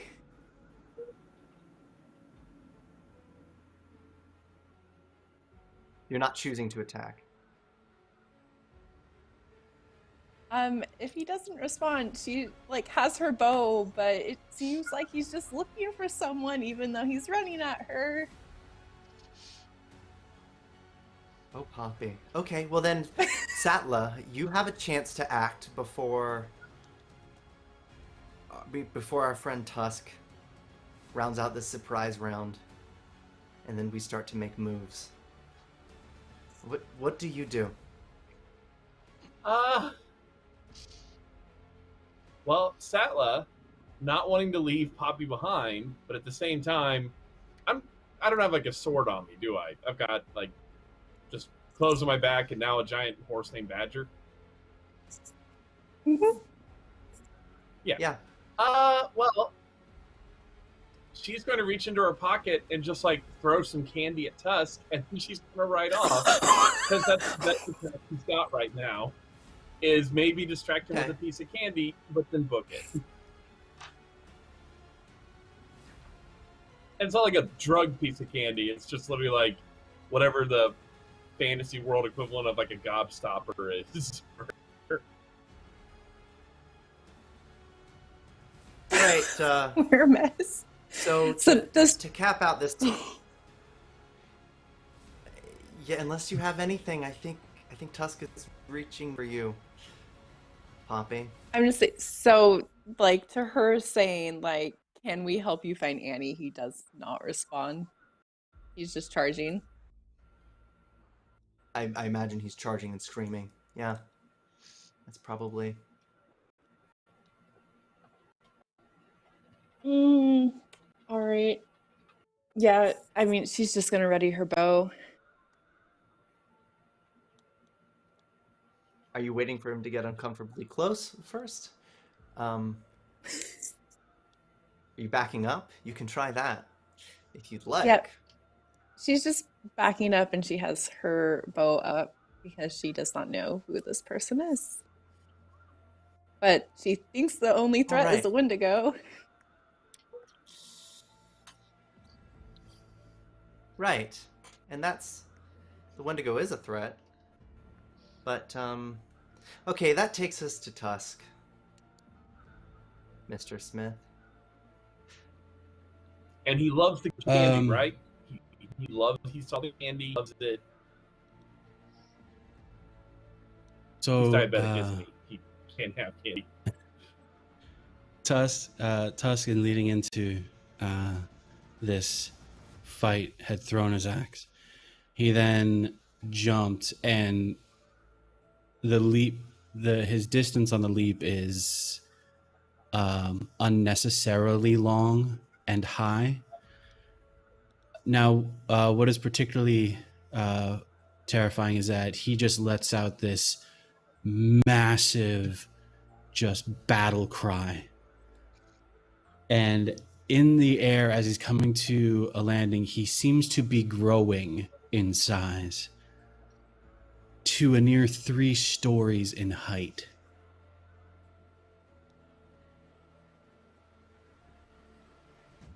And I'm going to be rolling an intimidation check and using Mighty Rage to action.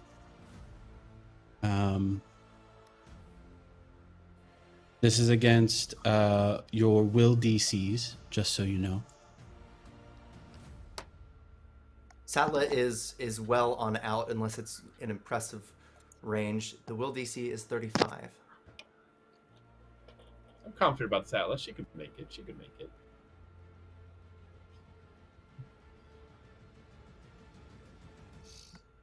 Well, so the will DC is set at 35.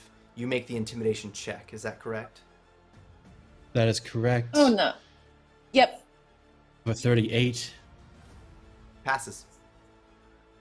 You succeed your intimidation check. So, they will need to make a... It was just a success, though, yeah? It was just a regular success. For both? I'm willing to bet it was both. Well, so what's the range for this intimidation? Anybody who can hear him. It's a critical success for Setla. You've succeeded critically on Setla. They have to make a fort save. I'm not afraid of the giant. All right, fort save for Setla. Versus DC 35. No. DC 35. All right. Get this through. That is very bad after bonuses. DC 35? Is that what you said? Yeah.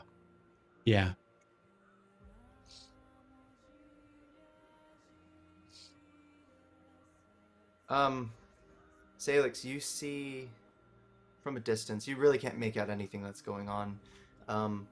You see a horse striding off. It's Poppy's horse. You imagine that's Poppy. So, my thing. Yeah. Tusk is 3 stories tall and wide. Yeah, correct? so there's a cloud of dust anywhere near Tusk currently. A building that appeared to have collapsed in the middle of this calamity. You could follow her horse or dip And- into the cloud.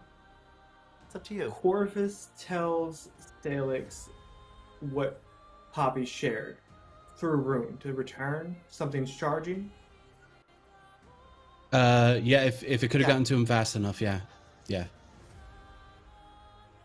At the height Sailix is, which I'm assuming is around like 160 to where 200 meters, somewhere around there, Sailix is going to transform Leviathan into a javelin and launch it at this cloud. Now, this is where things get a little fucky, because fall damage with Pathfinder, every 10 feet that Leviathan falls, it picks up additional fall damage. And 6, Tusk is so big, that's a lot of fucking damage.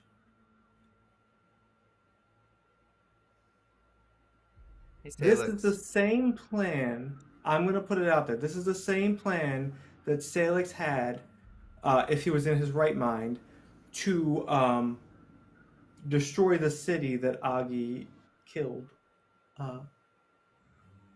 if he found out. Yeah, so it's interesting, and I wouldn't put it past Salix to concoct an idea like this, but I do wonder, in the calamity, this looks, as a building collapse, a mushroom cloud of smoke. Where in this cloud do you send this, is really the question. You're shooting blind. Is that correct? He is.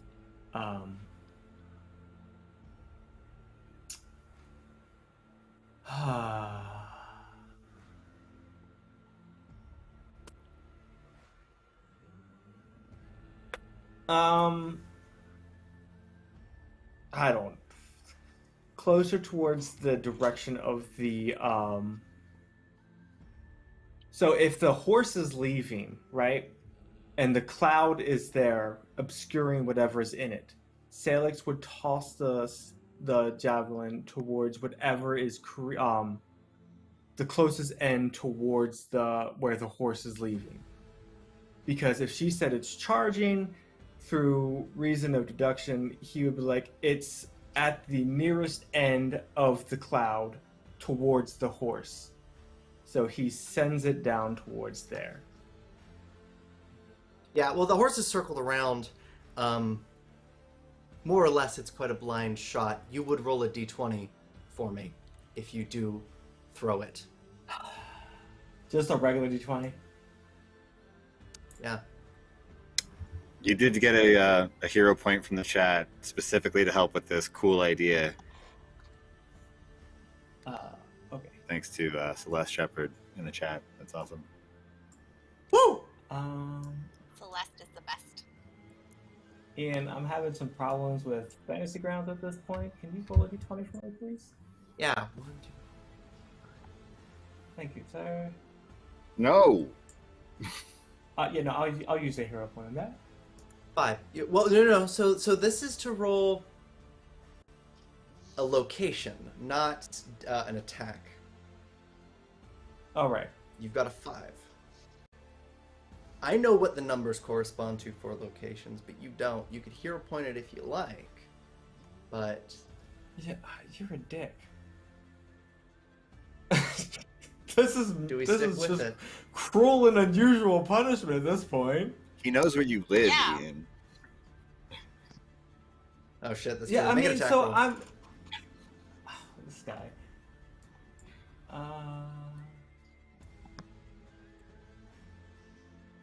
An attack roll. So I don't have a javelin handy. Do you just want me to roll? What? Yeah, let's roll it like your sword, your bladed sword. Making the descent. All right. I'm hero pointing that. Thank you. Thanks, chat. Thanks, chat. I have my original one still too, as just throwing it out there. But thanks, Celeste. I mean, 40 is good. 40 is good, right, guys? 40 is good. It's good. Yeah, yeah. You think 40 is feel good? like 40's Solid. 40 is good. All right, so I'll leave it up to Celeste. All right, since you gifted me the hero point, right? If you say to use the hero point that you gifted, I will go ahead and do it. But if not, we're right in the middle. I'll keep 40.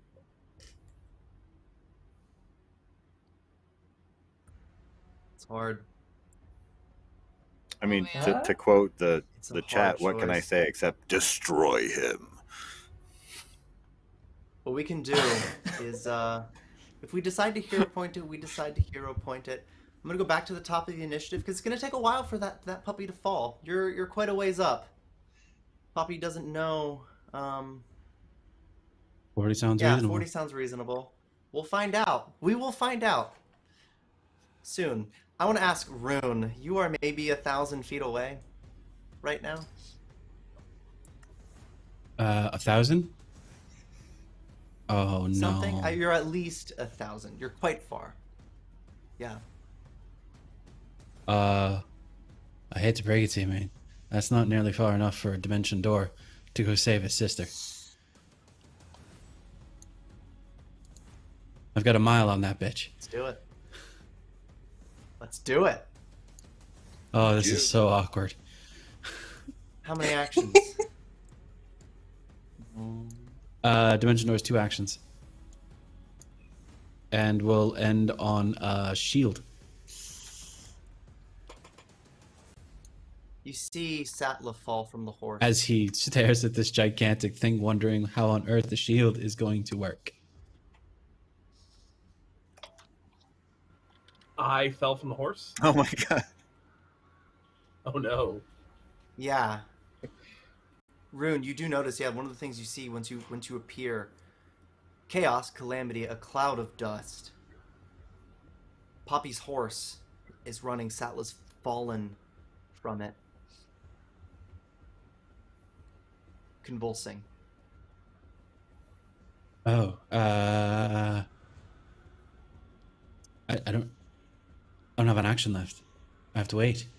No, yeah. Yep. Telepathically, Vesparin, you've been made aware of this. And yet you hear this dust Wendigo is approaching the gates. Fuck. The howl of winds. Yeah, what do you do? Okay.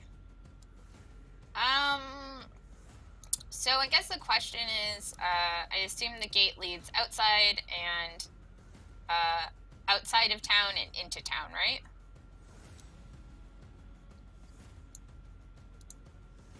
Yeah, yeah. The north, it's just the north entrance to town. Okay.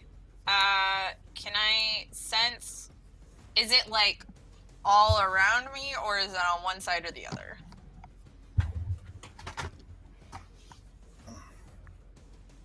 The storm? Mm-hmm. What do you mean? Oh, the dust Wendigo. Yeah, the storm is all around. Yeah, and but the dust Wendigo itself. is, yeah, to the south of you, coming up to the gate. Okay. Do I keep my stealth roll? Well, for initiative. Yeah, I rolled you a stealth roll into the initiative, which will account for. Oh, okay. So we have your- new initiative. Yeah, your check here. Okay. All right. Yeah. So, yeah, over telepathy, she's just like, so it would appear that it did not wander very far. Should I keep being a target or, come back?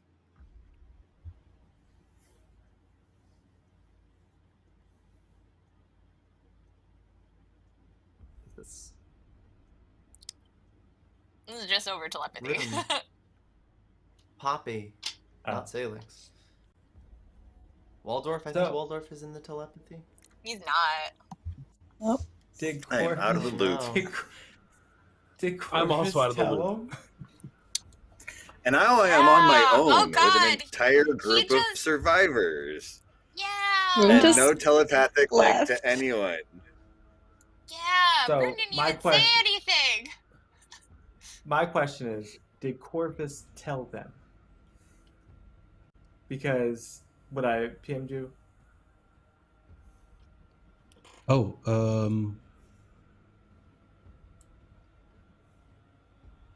don't see Oh, anything from you, yeah. mate. Oh. A message. Sent- Salix. That's because I sent it to Ian. I'm Corvus. sorry. Yeah, no, out of desperation. Tell them to run. Is what Salix said.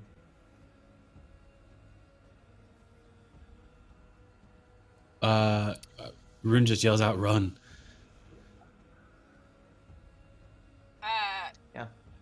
Run, you fools! Run! Should it be What flying? gets conveyed in telepathy? Hey, I'm not trying to cut in on Yeah. any trademarks here. Fly, you Vesper, what are you fools. doing? I mean, again, does she get an answer in telepathy, or is it just like, you know, there is panic and fear and whatever? Pretty But much here- no I mean, productive Rune- answer. Yeah. Panic. Rune just goes run across the board. Okay. Yeah. So in that case, she would take off like she would just take the rest of her shirt off and like dress up like one of the like dummies or something, like, because it's a gatehouse, so I assume there's like old armor or something lying around, and just like, you know, make sure it's covered in like her blood and scent and whatever, and then, you know, dust of disappearance herself to artfully sneak out of the place right under its nose. Okay. If I can sneak out of town and then circle back, that would be neat. Yeah.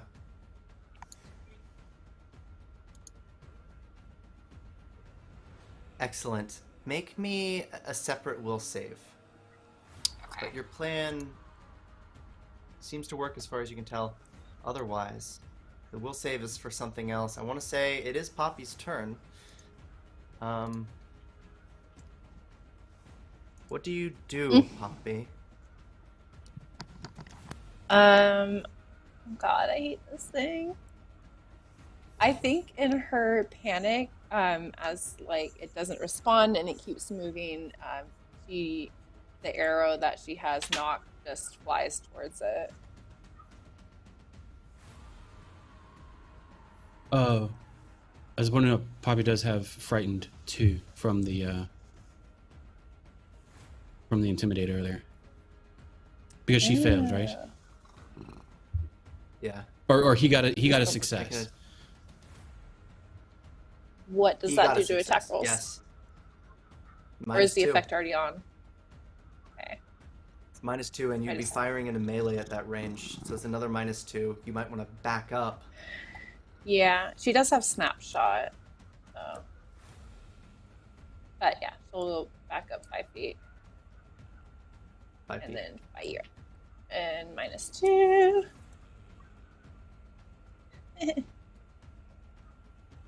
Let's see how we do. Oh, good. So yeah, so I think you're still too close, unless you have anything for fighting in complete close range. There is another penalty because of being so close to your combatant. So with snapshot, you can React with ranged weapons when a creature is in close quarters. Is it still... Yeah. So that would be for attacks of opportunity, but Gotcha. Okay, so right, is it you still another have the, -2? close range. Yep. All right. You're pointed if you like. However, Okay. So 39 wouldn't have hit. I don't think I have a hero point because I used it for a failed perception. You can try to get away. But she's trying to make it so that Setla can get away because she hasn't seen her fall off the horse.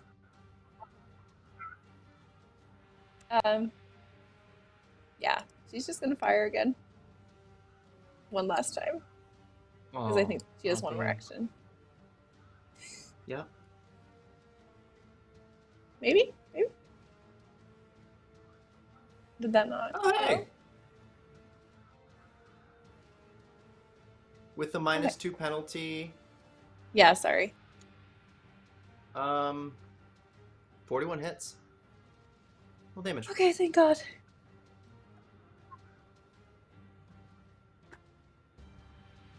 Except now it just made it angry. Yeah, and I think it was partially resisted. You did not make this creature angry. This creature was He's sorry. angry. He is anger. Yeah. Yeah, we'll call it your turn. Waldorf, you're with these gnomes. Yeah? Yes. Where exactly on this map am I?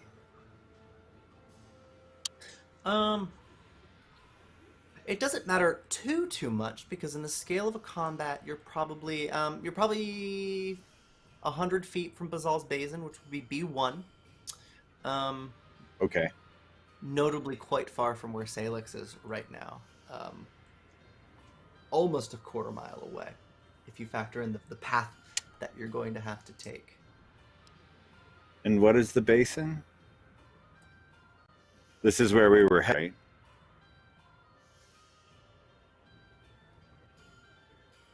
Yeah, right smack dab in the center of town, Bazal's Basin. That's where the other survivors are. It's considered pretty safe. Okay, what kind of a structure is it? Good question. It's like a dance parlor / theater / feast hall. Structurally, it's Gotcha. pretty sound. Apparently, it has a few levels of basements. It's the mead hall, where we can go and Yeah. hide from Grendel for a while. I like it. Yeah, so I'll just kind of usher everyone in there, and gosh, you'd probably look around for some sort of leadership, anybody that's actually in charge, trying to coordinate to, again, help the wounded, barricade the doors, make sure everybody is safe and inside while I figure out how to either what to do with these people or how to get back in touch with the rest of the group, or wait for Rune to just pop back through a wall and come in as he likes to do. So yeah, I'm on crowd control basically. I'm the shepherd at this point in time. Waldorf is in like full healer mode, wanting to make sure that everybody is getting the care that they need and people are getting put back together, and he can either do like a medicine check or maybe even do some cast some healing spells if he needs to. But yeah, he's got his sleeves rolled up and he's diving in to try and just see what these people need. Something isn't right. The gnome with the blue hair chimes in. You notice rashes all over his neck and arms. I feel things. our leader isn't well. She's dying. Is the gnome with the blue hair saying this? Yeah. She's dying fast. Take me to her. Take me to her. How fast can you run? I make sure that... trust me. I had a teacher once upon a time made me run laps until I just about died. I can keep up. Bolting out of a door and sprinting straight into the storm. It only takes about 20 feet before you can barely see him moving out. Some of the gnomes, the ones that are well to do it, would shut the door. Okay, yeah. I'll follow him. Fantastic. Well,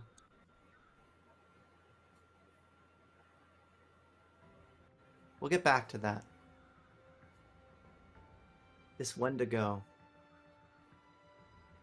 Vesparin. Oh, this Wendigo. Lets out another roar, but it sort of stifles into speech. In a language you don't know, a question. A call. Searching for you. She, like, basically sort of does her best imitation of it in telepathy to, again, pass it to Rune. Just like, is this something to be alarmed about? Oh, jeez. And she's just... Flat intelligence check on replicating that.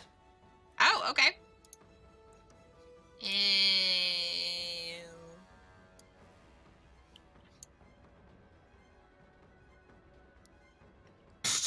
Wait a second. I have deception that lets me imitate people and stuff. Like I have all that bullshit. Shouldn't I roll that? You can try. You don't know what language this even is. Yeah, I mean, but that's the thing. I don't have to know or understand it. I'm just repeating and imitating what I heard. Yeah, let's give it a go. Let's give it a go. Okay. So just deception? Yeah. Oh, God. Wow. At least it's a better roll. So... Let me check the languages that Rune knows. I'm quite sure. Rune has tongues. Yeah, it's a weird one. It's certainly a weird one. Vesparin obviously is also using a strange accent with it. Yeah, if, Of course. even if he doesn't have the language, Rune has tongues, so he can at least understand any language. His tongue's active. Oh yeah, yeah. It's one of his daily casts.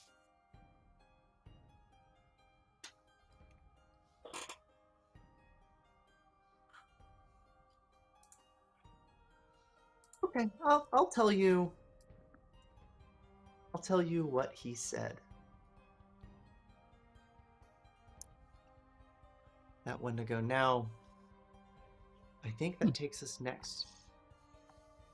An initiative. Tusk. Oh, What do you do? Tusk.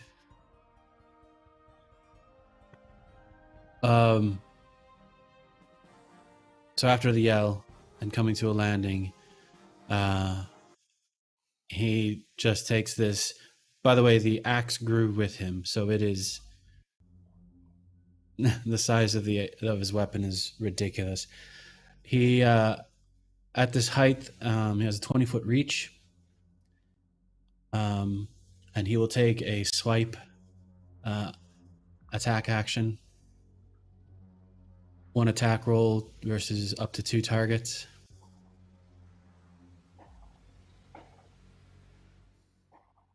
Plus 29 for the first roll, and for whatever it's worth. Or do you want me to make it? That's up to you. Just go ahead. Yeah, go ahead and make it for me. And I'll ponder Okie the dokie. results.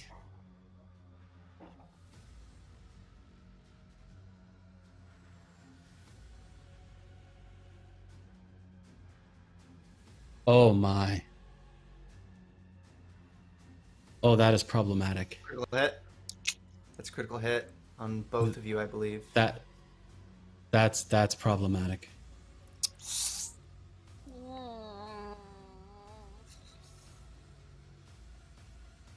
All right.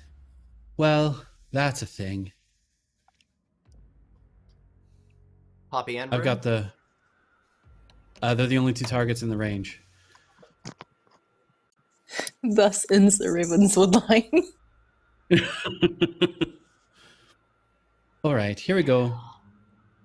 Yeah, let's roll damage. Oh, no! Okay. That's to both of you? Is that correct? That would in fact be correct. Yes. Ah. Okay.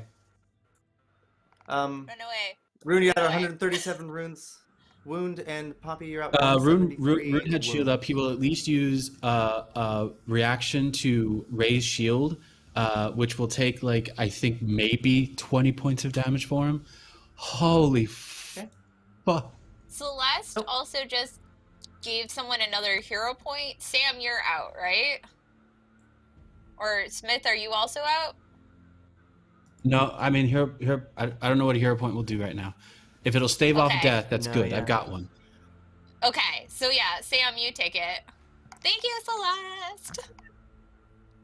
Celeste is What? like Okay, real quick, coming in what? clutch. Thank you so much. I know, because it's going to be brutal. Tusk, what would be your next action? Briefly. Well, Tusk has two. If no one is Right. left standing around him, it would be looking for the next target. Well, Poppy and Rune are still standing. Oh, All right. oh God. Are you going in for another swing? It can't be a swipe. It would just be a single attack on one of them at plus, would that be 24?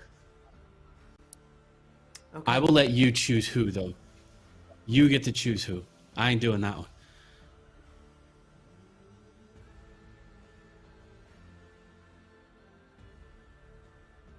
Oh, wait. That was a critical strike, wasn't it? On both of them? Oh, Yeah. never mind. I missed it. Don't worry about it. Don't worry about it. We're good. Okay. All right. Well, this might enrage you. Go in for that second swing. It is towards Poppy. A blade appears, not one you can use. No, pinning you right under the shoulder. Javelin rips out right by the neck and then down to the ground, blasted from the sky like divine intervention. You don't know what caused it, but suddenly you're in quite a lot of pain. Sailix, you can roll damage with Leviathan as it swoops in from the Alright. heavens. So, You've lost an action. You while have left that all- Tusk, but go ahead. Yeah. Mm-hmm. all that all is going on. Damage when falling is equal to half the amount it fell from.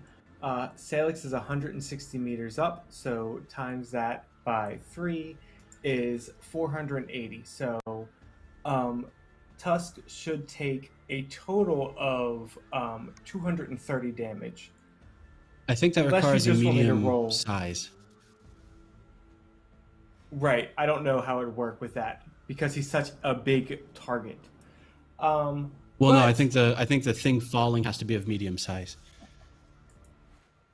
Yeah. Be a falling object. I'll give you inertia. I'll give you kinetic energy. We can run it like it's looking like a telekinetic projectile. If you're looking to deal, if you were 160 That's feet the up, reason that 160 meters. which is 480 feet. That's the reason he threw it while so far up, because gravity provides initial inertia. He learned this in Knock and FD. I'm just going to throw that out there. That's where his additional intellect point came from. Throwing it out there. Your boy got smart in the Mad God's realm. That is high enough for it to reach terminal velocity. And as someone who lives in Chicago, there is a reason that we have huge barriers around the skyscrapers in winter, because if an icicle falls from a skyscraper, it will impale and kill you. So I am of the mind that because of physics, this would work. Unless physics don't work in Pathfinder. I'm trying to save my wizard and his sister is what I'm saying. No skin Roll off. damage on your attack roll. Say roll one more your time? regular attack roll damage. Okay.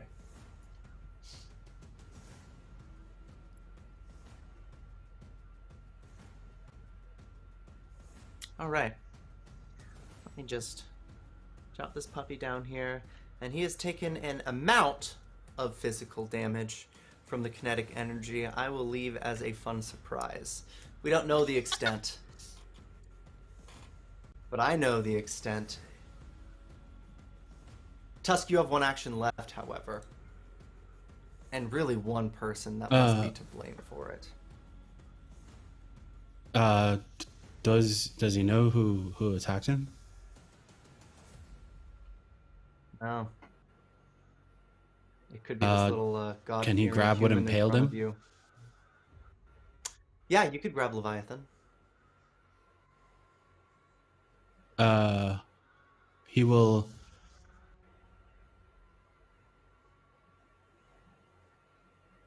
He will attempt to sunder Leviathan.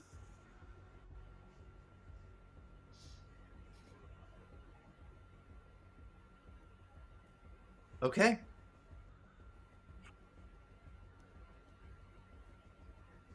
What's the check there? Are we looking at It would be an attack no. roll against Leviathan as a weapon. Okay. Well, Leviathan's likely going to have hardness, which will reduce the overall damage. If the rest of the attack exceeds Leviathan's hit points, Leviathan will break. Okay. What's Leviathan made out of? I wonder.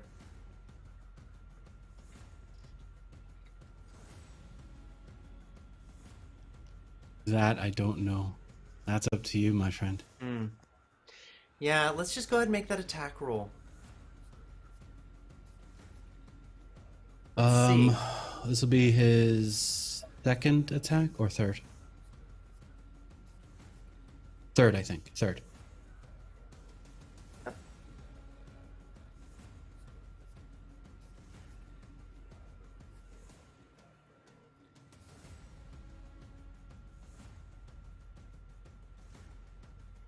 I don't think it has an incredible amount of... Yeah, I mean, it hits. All right.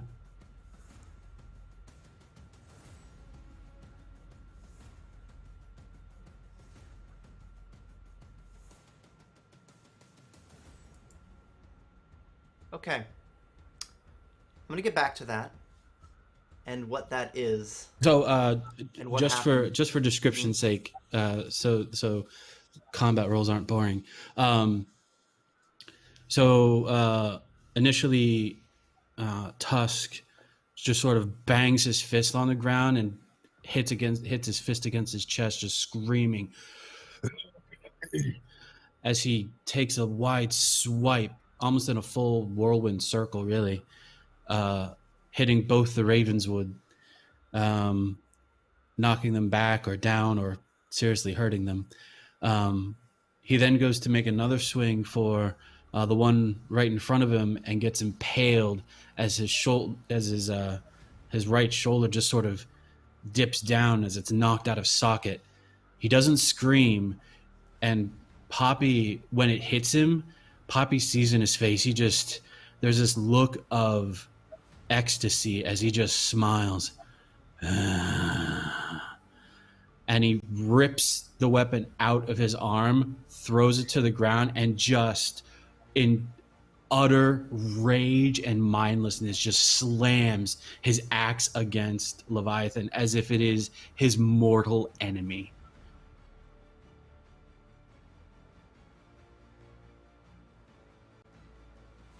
Felix, how fast can you descend? You're 160 feet up and it's your turn. A lot, really.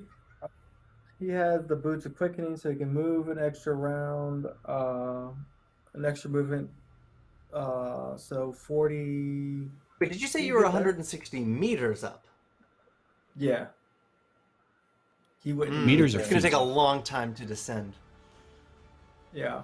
I mean, he could blink, but there's no guarantee he's going to go down.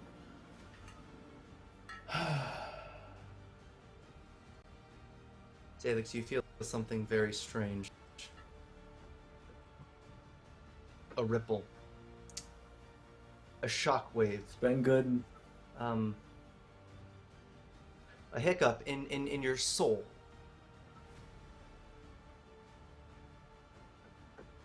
You feel a sort of a strange release, like you've been reset. The fingers, that is the shadow magic that controls your wings, they recede and suddenly your wings are no longer moving.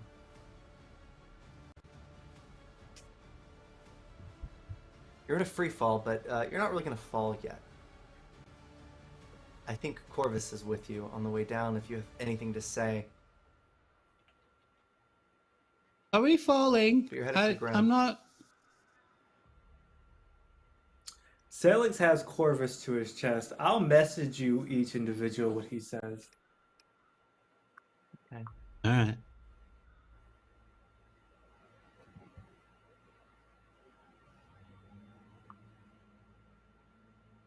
Hey, Rune. Oh, God. Ah. You realize a few things. One, that swipe was enough to knock out that pillar on the street corner. You see Poppy, you see Tusk, you see Poppy's horse, and you see Setla convulsing on the ground, vomiting now, shaking. Oh. He, Oh, God. He just yells to Poppy. And yells it, screams it in telepathy. Run! Just run! He himself will scramble, and by that, I think I mean literally, just because he's scrambling on the ground over to Setla, and his hands will rest as he attempts to heal with soothe. And I hope this works. Which one is it? Oh. Let me target poor Setla first. Oh.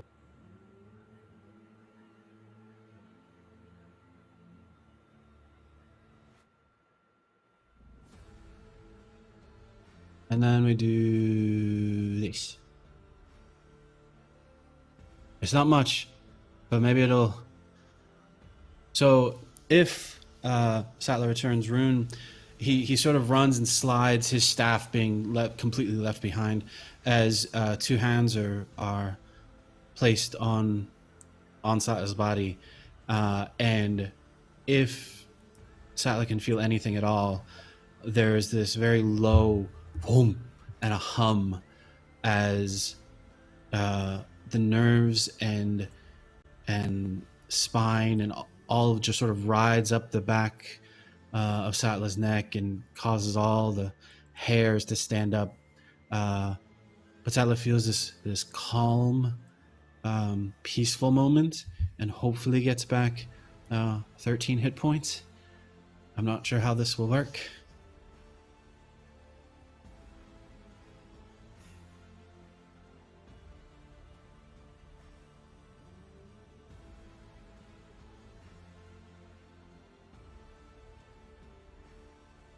Setla with the gasp. Saved a terrible, painful death.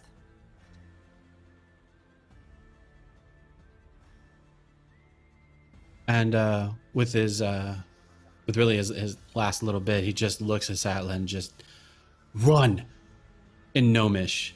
Run fast, go. She mutters something in Gnomish, roughly the equivalent of "You don't have to tell me twice," and starts to get up. And she's making her way towards the food stores as fast as she can.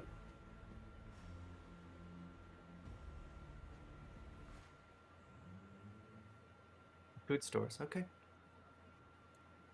Excellent. She's got a mission. Well,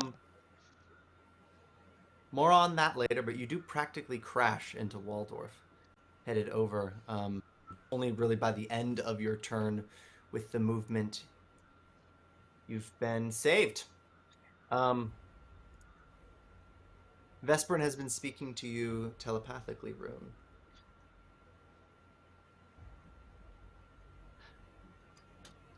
An attempt to mimic this is maybe in Aklo. It speaks in desperation, calling out the Wendigo, searching.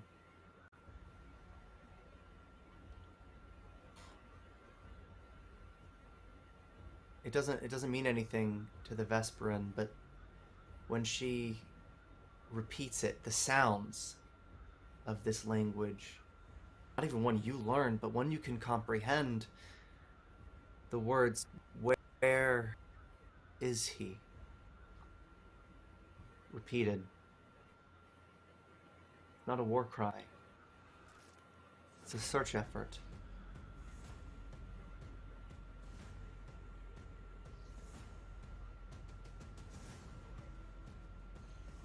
You have a moment to speak telepathically, briefly.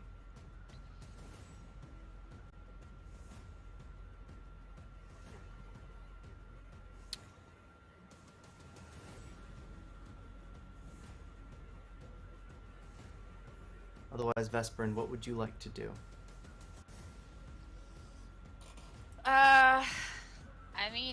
I feel like she wants to double back and help her friends if she can. Assuming that, like the whatever it's saying has no relevance and it's not murdering her.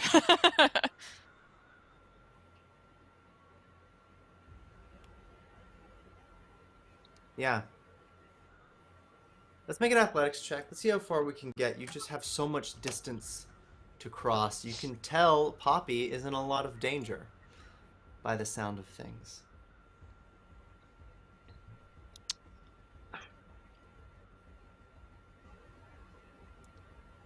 .32 is decent. Not critically failure, but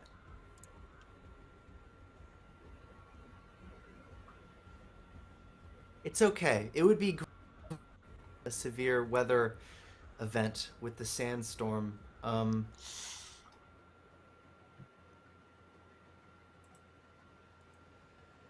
It seems you still do have a ways to go.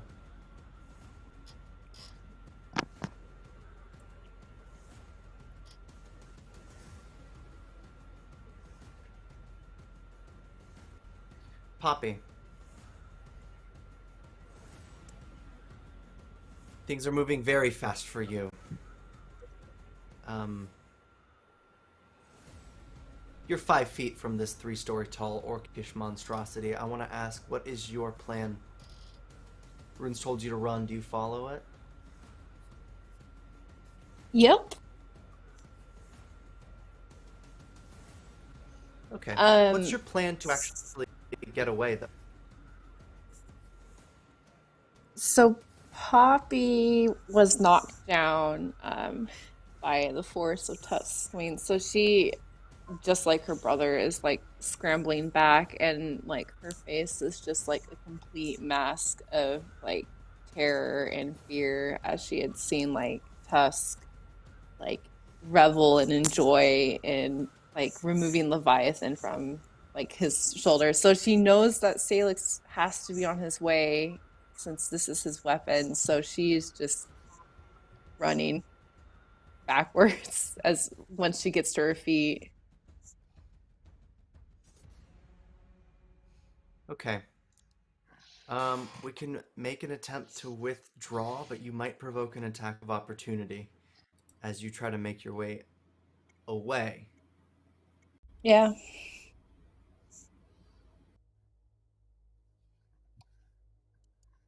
I think this is tumbling through. As an action, you stride up to your speed and you move through the spaces of the enemy. Let's make an acrobatics check. Okay. Because she's going away backwards, not like towards Rune. But yeah. Right. Okay. Acrobatics. We might have to tumble through.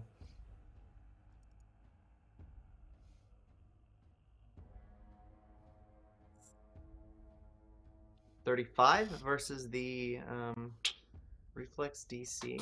It's successful. You still have to make 2 more of them, though. Oh, because he has an insane amount of reach. Yeah, so you're going to provoke every time you're moving back as you're striding. Okay. She's like completely panicked movements, so that's gonna make 2. They get worse. The third one will not succeed. Do you have a hero point? I do, thanks to Celeste. Better. Oh, okay. Fantastic. Poppy. My heart. You get away. Yeah. Thank yeah. you, Celeste. Scrambling. Yeah. Thank you, Celeste, for saving Poppy's Thank you. life there a second. Real quick, cutaway Waldorf. You crash into Setla. Am I still Velva, chasing the blue-haired gnome? Yeah, you've managed to caught up. To have caught up, and he lets out a sigh and begins to cry. Setla, what is this? Because she runs into Waldorf. Yeah, she's just going to point at the back and be do? like, we've got to get the supplies, we've got to get out of here while avoiding the giant green guy compared to all these other annoying giants. That's what we've got to do. We've got to get the food and get out of here. We've lost the wagon, so if we can find the wagon real quick, that would be great. But otherwise, we've got to get as much food as possible, and we've got to leave.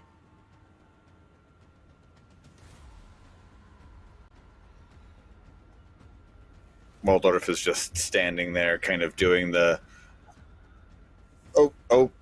okay. I was told that you were a stone's throw from death, but you look much better now. Do you happen to know where anyone else ran away to? My guys, or the rest of you? Because there's a giant orc named Tusk. We've stuffed all your lot in the big old dance hall over there, and we were coming to find you because you were supposedly dead. And I turned to the gnome with the blue hair, but you look much better now, I assume. Make a will save, Waldorf, as this happens. Can you roll that for me? My fantasy grounds is still reloading. Yeah. No, I've gotcha. A nat 5 is not going to be a success. Even with a bonus such as yours, you failed this will save as you hear a howl. Do you have a hero point to spend still? I do. What's the effect if I don't spend the hero point? A fear 1? Oh. It's the effect that is the howl of this Wendigo. It is a fear effect.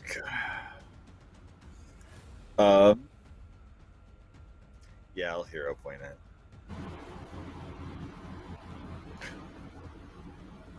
Okay. Try to keep my cool.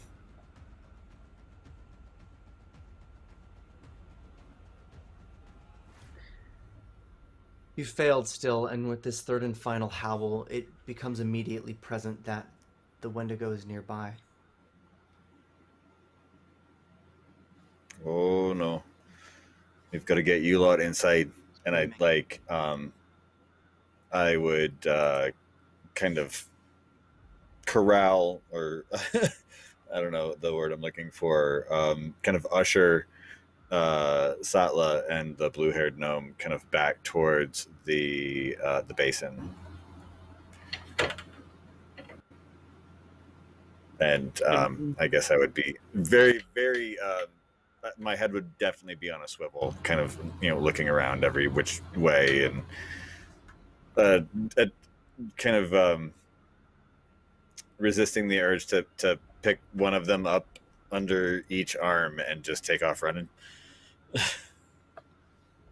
I don't think they would appreciate that, so I'm resisting the urge to do so. Oh, and we so appreciate it. No, small people carrying would want to get smaller back people. Setla would want to get back to her people as soon as possible. Once she hears the howl as well. Yeah. Because you can't really feed food to dead people, and she doesn't want that many more dead people. That is a noble cause. We can make a skill check to account for this effort. An athletics check, Waldorf. This will apply for later. We're using the hall supplies downtime exploration action. Not good. I thought it was a 1 at first. I was like, Oh, no. Not bad, not bad. You did it. You're good. All right, cool. You chose to be a man of the people.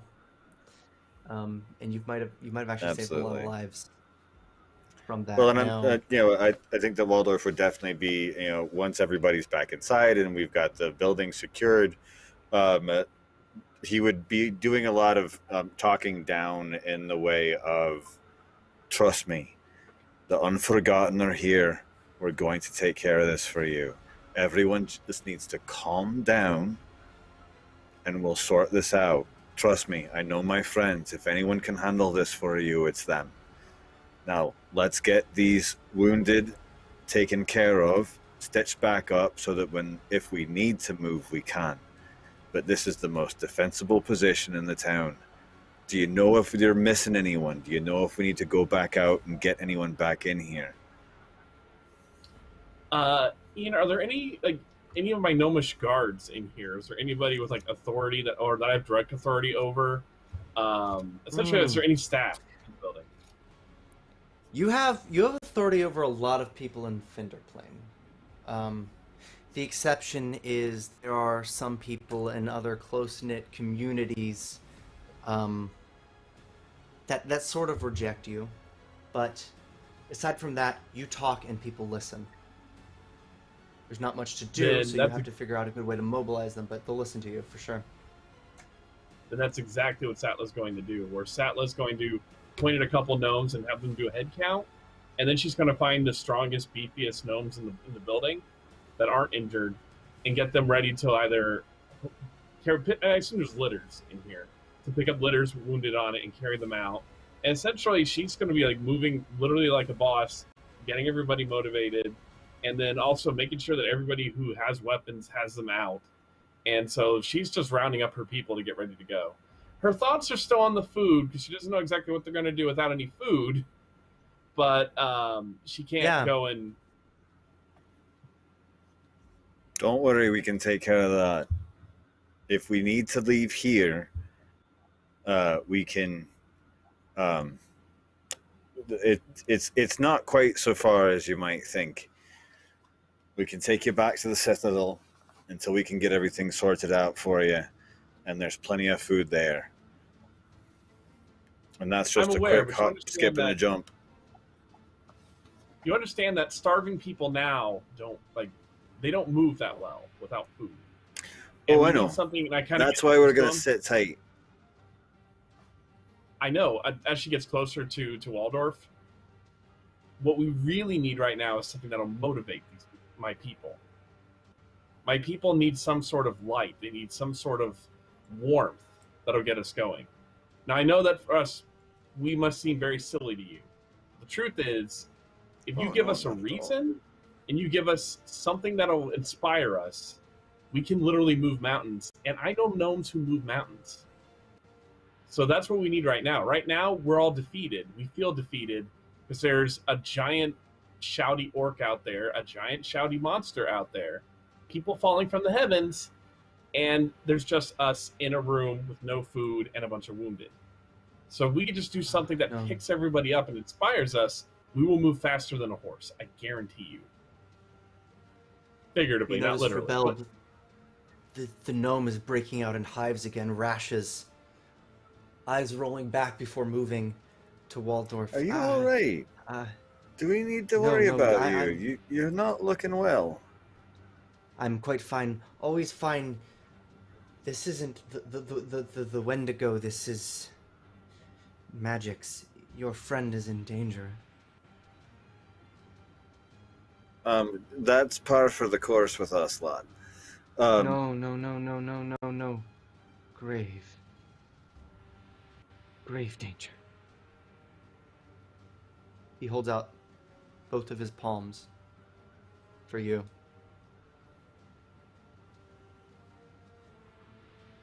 I will not touch him, but I will look at his palms.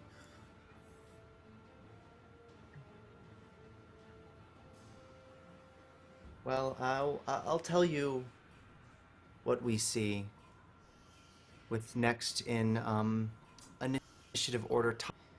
You're up. What do you do? Oh.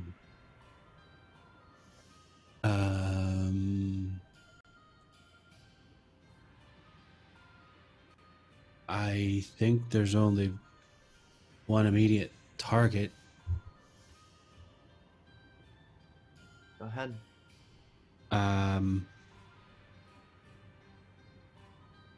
Unless the thing that pierced him is readily available. That's it. It would, it's in two pieces. Oh, all right.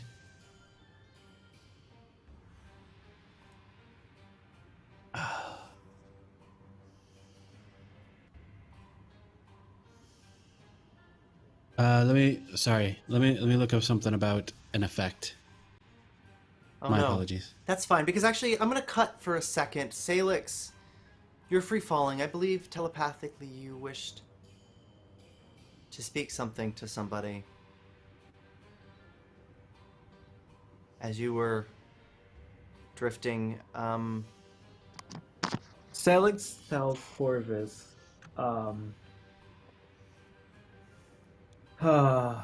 alright, you're really gonna make me say it, you dick. Yeah. Sorry, let me give a stretch on. It's my last words. Sailix tells Corvus, tell him I'm sorry. I'm falling. I have nothing left. I love you.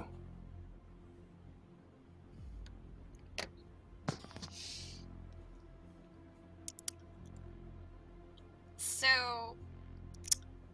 as he's falling, and I imagine at this point he's closed his eyes, resigned to his fate,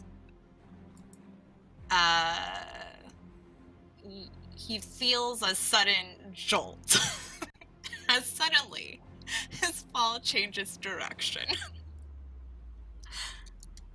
And he hears a very familiar voice in his ear. And just be like,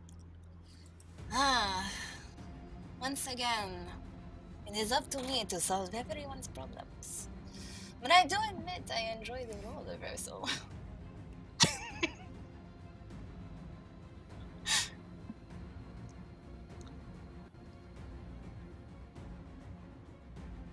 They land very artfully on the top of a building.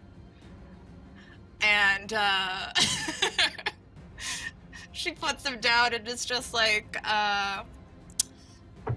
So if you could please tell me what sort of fresh hell you find yourselves in.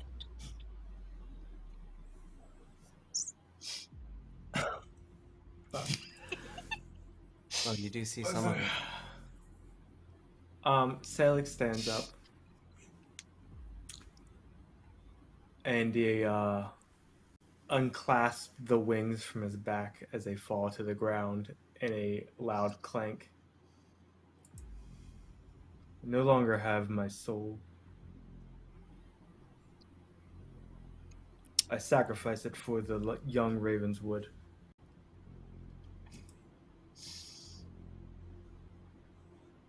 she just kind of looks at him and kind of like tilts her head slightly.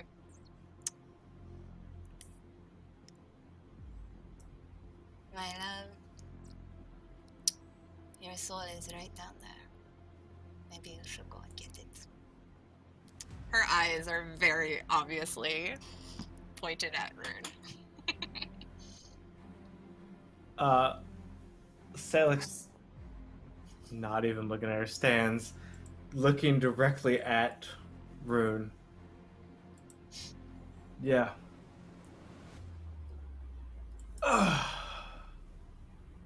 Guess I should. And he'll jump off after Tusk. You're welcome, by the way.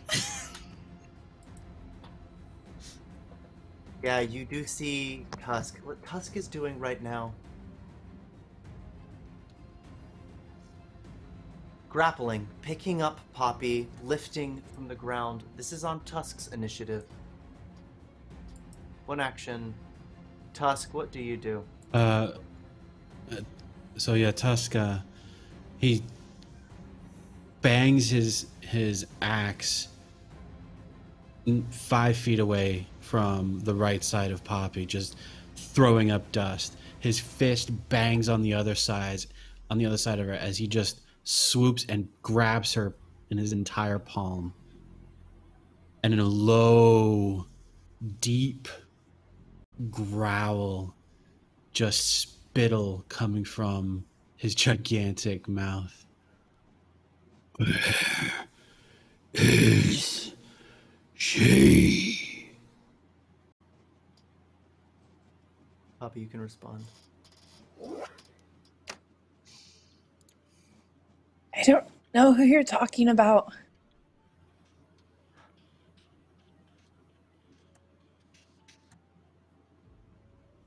Let me help you. Do not lie.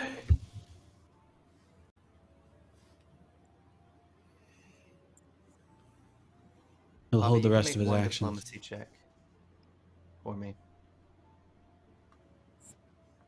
You've got one check. Tusk has an action left. Oh, okay.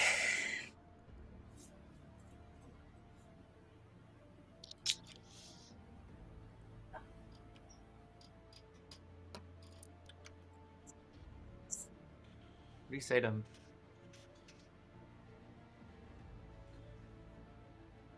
I don't know who this Annie is, but she sounds really important to you. But she really want you to be doing this.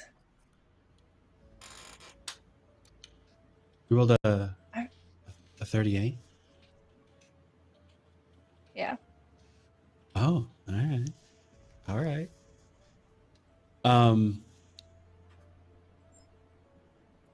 There is the rage melts, and there is just this desperation in this orc as the body begins to sort of shift, and you hear the bones cracking and grinding as it shrinks back down to that still massive 8 foot in height. But his arm just goes limp, letting you sort of land on the ground or sort of trip, fall to the ground, however Poppy lands. And he in again just this look of sheer fear, desperation, and worry. I need Annie. I need Annie. Help me find her. As the axe is just limp in his broken arm from the piercing of Leviathan. That would be his actions as That was a critical diplomacy, by the way. Well done. Yeah. What a shame. Whose turn it is next? Let's do it. Well, it's interesting because a readied action and some really, really nice timing sort of brings everybody together. Waldorf, you saw what happened there. You don't see anything else. I imagine you might be on your way to Poppy's rescue. You don't know if she survived this interaction or not. But everyone else sees the Wendigo returns. Bending around the corner. Sort of larger now than Tusk.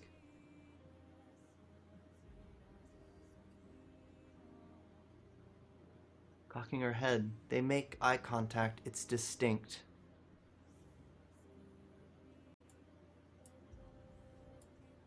Tusk looking at this Wendigo, the Wendigo looking at Tusk. The hairs settle. There's a calmness between the two of them in the midst of all the chaos. Tusk would recognize a mole on the Wendigo's cheek. Maybe that's enough to give it away for him.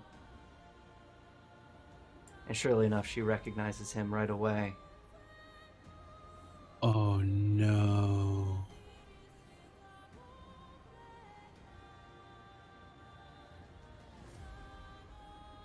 Annie gives that subtle, polite wave to Tusk. Oh no. And just sort of nods, asking Tusk to leave this place with her. No more theatrics, no more bloodshed. She simply wants to leave.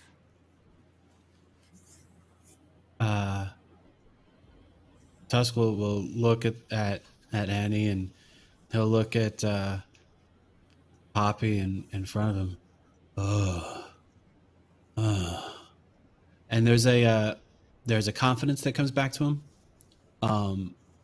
His limp shoulder being out of socket still grips onto his gigantic axe. And again, he looks at Poppy. You helped me find Annie. Good on you, little person. Well, you have a good day. As he can't even lift his arm. The axe just sort of drags along the ground as he walks over to Annie. Oh, you don't look quite the same, Annie. But I know you. So, do we need to get you some food or something? You just look strange, I guess. Yeah. That's all right. You, Annie. That's what counts. That's that.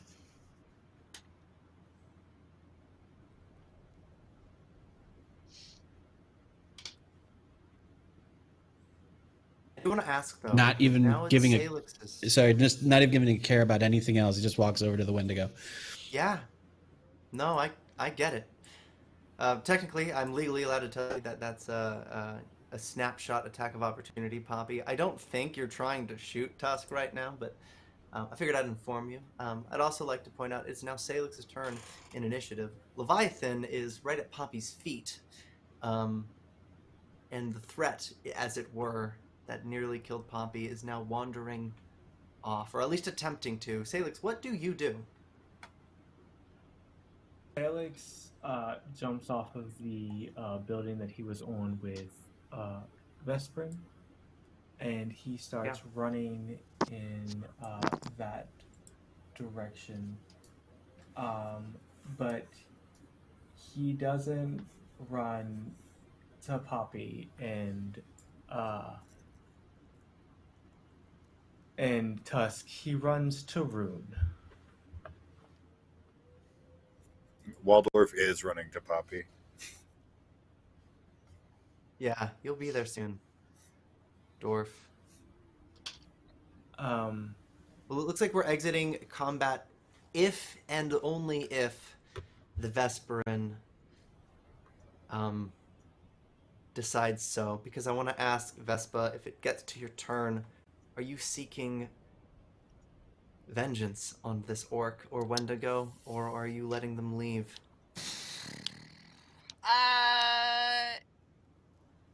I'm gonna say she would mark the Wendigo just for the purposes of being able to track it.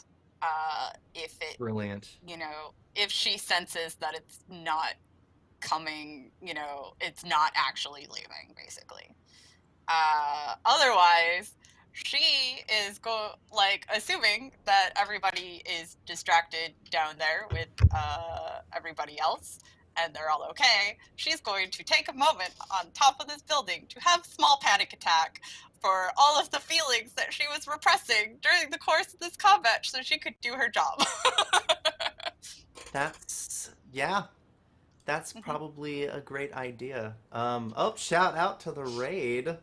Party of 11. Get settled. Yeah, well, I guess just a cute little recap, because I'm in the mood. Essentially, what we just did is defeated a Wendigo.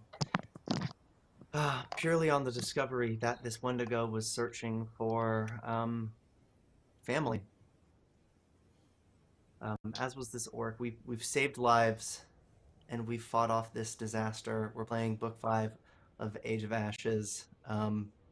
It sounds like you're streaming or you're watching streams on Sunday night, so you should follow us and check us out. We do this every week, and we're going to be in Katapesh, but currently, for a quick little recap, this orc nearly beat our dear Ranger Poppy to death, but he's been reunited with his charge, this Wendigo, who was once a woman, who he's still sworn to protect. And we're all sort of reeling and regrouping and astonished that nobody's dead. Waldorf, you do arrive finally. You see Poppy still sitting against a piece of rubble here. What do you do? You would do the that movie kind of scene where he runs up and literally skids to onto his knees in front of her and just starts checking her over and says, are you all right? And I'm gonna actually go ahead and cast a second level heal on her, just kind of in the she's covered in blood. Yeah, I mean, the robes so are red. she gets back. I mean, it's not much. It's not a whole lot, but it is 16 hit points and a +5 to your speed and +1 to attack and damage and +2 to AC and saving throws. So it's just this like huge kind of onslaught of like, oh my god, are you okay? Oh, and Waldorf gets back 2 points of health as well from that. So it's this like really kind of like swirly kind of moment. The dust kind of kicks up around him, and you've got like the light coming through the dust motes, and he's really concerned about her.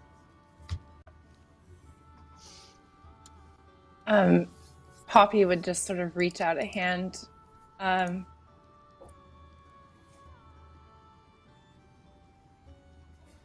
Dwarf,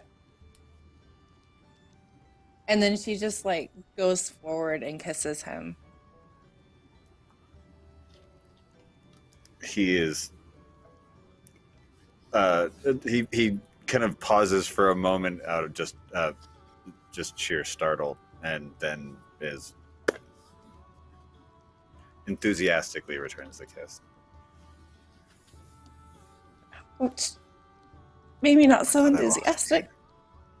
I'm sorry. I thought I lost you again. Don't do that to me. Us Ravenswoods are like a bad copper. You just keep showing up. You can't get rid of us that easily. Not that I would ever want to. And he starts to like help her up and very kind of tenderly, making sure that she's okay. Of course. And this really was lost in the fuss with all of the rubble and debris, but the Eye of the Wise is sitting maybe 10 feet from you, and the shattered remains of Leviathan is cast about, but you're far too busy to notice, and you won't see really the effects of what's happened here. But Sailix, you approach Rune. Go ahead. Oh, fuck. All All right. right. Well, for what it's worth, Rune is leaning up against the wall. He is fucked up. Yeah. There is not just a touch of fear. He is terrified of what just happened. And Mirakai is on his shoulder. Corvus is on Sailix's shoulder. And yeah, that's where it's at right now. Sailix walks up and he takes Rune's hand, and around Rune's wrist he wraps a familiar pendant that Rune can remember him wearing. It's of the sea meeting the sky. It was something that Vespa had made for him to help him manage fear.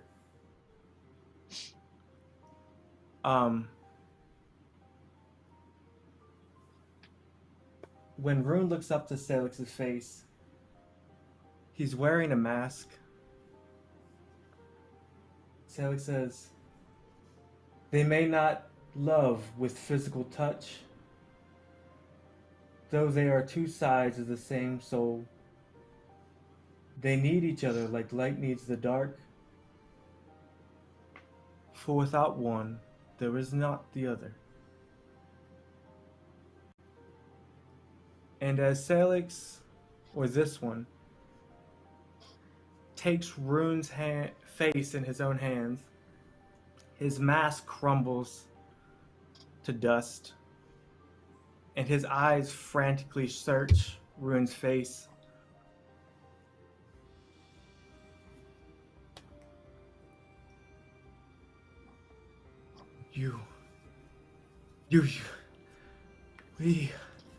You promised, wizard, you promised.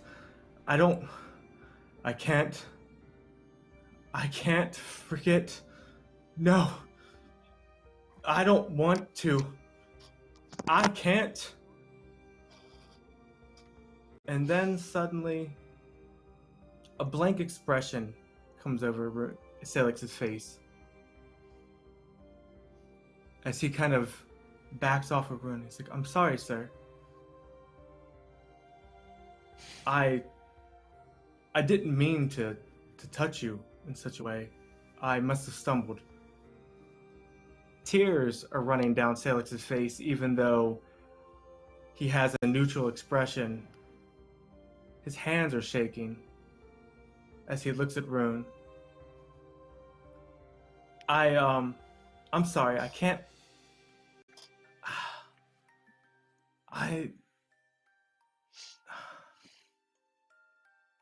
I'm confused. From his shoulder. Hello, sir. What's your name? I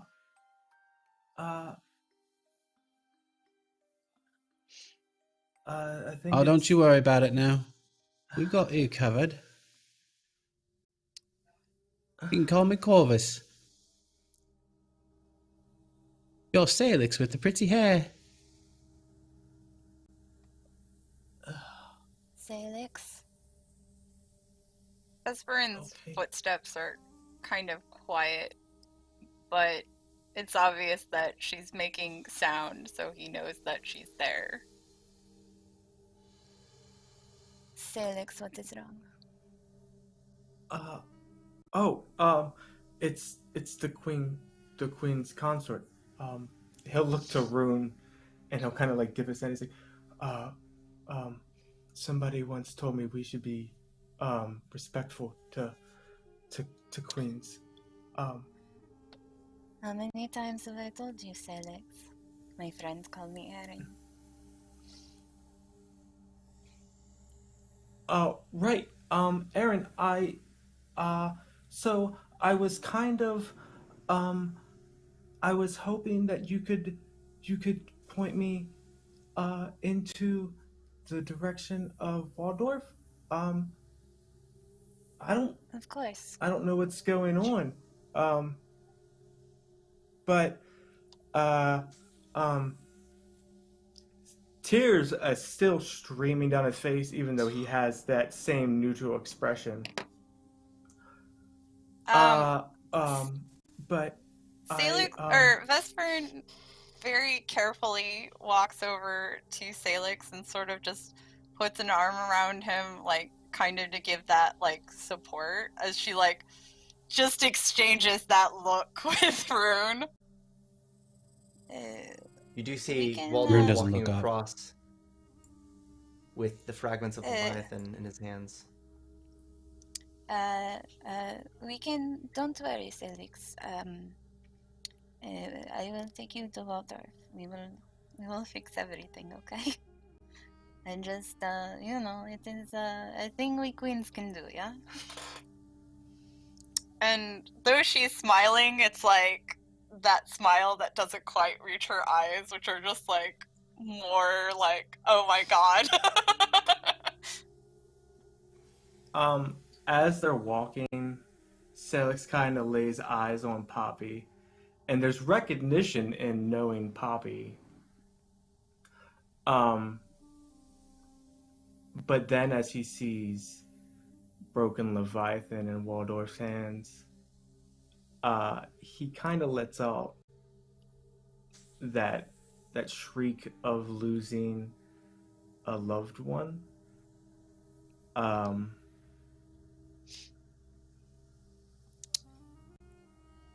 You're muted, James. He just goes, no. It's fine. It's all right, lad. We'll put her back together. She'll be right as rain before you know it. He goes and grabs it, and he starts stroking the gem of it. And he's like, Mom said that my soul was in the sword, and then my soul. So Your soul I've forgotten. is in you. So He drops Vesparin, the gem. well, she kneels in front of him and like takes his face in both of her hands, so he's looking directly at her, and you know, again, with the best performance she can give, will say in Celestial, what is broken can be reforged. He'll look up to her and kind of with blank, blackened eyes, he's like, kind of a little bit of flicker of anger behind them. At himself more than anything. But I lost my soul. I've forgotten the other half. Sailix. And then the gem of the wise kind of falls out of his hands as he falls backwards unconscious.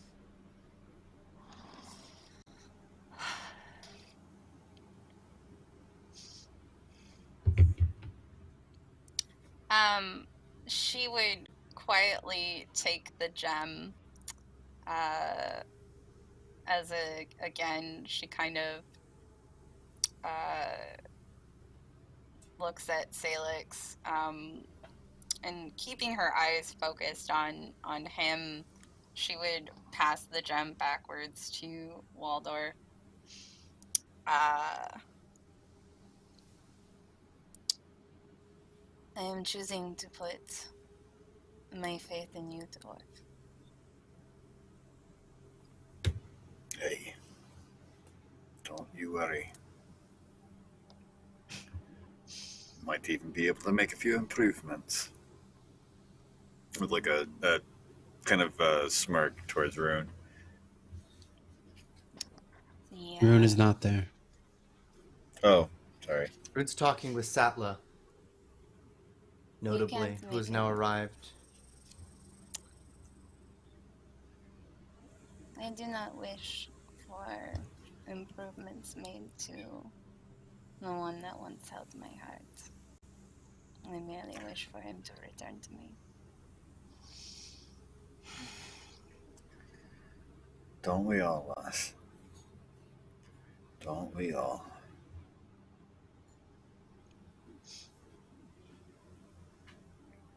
It'll be alright.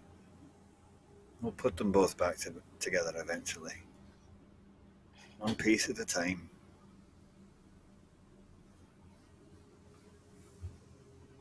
Sagarak wasn't built in a day, was it? She will run a finger just very lightly along the crescent-shaped scar on his cheek. I also have a promise to keep, and an oath that needs to be fulfilled. But where is Rune?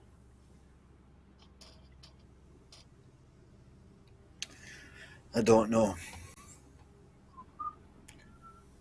But I suppose someone's going to have to carry this. And he just kind of looks down at Sailix. He's very lean, by the way. He just came Yeah, out of Vesparin 14 caught years him, of and she's not very starving. strong.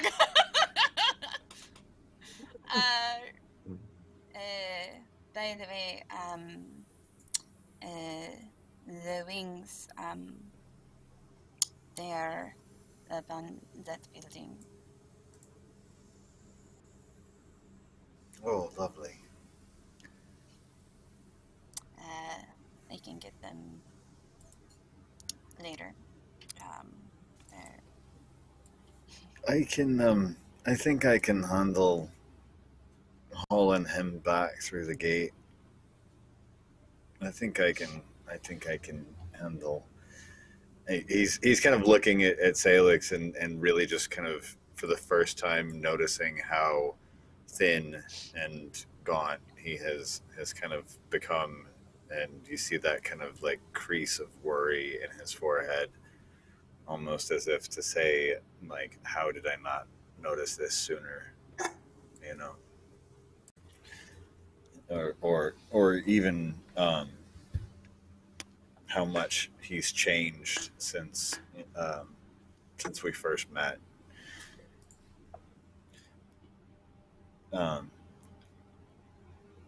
I suppose with a strength of 20, I wouldn't really have much difficulty carrying him in like a fireman's carry. At all. Yeah. His face might be dragging on the ground behind you, but he's alright. Oh. Eating dirt sometimes will keep him humble.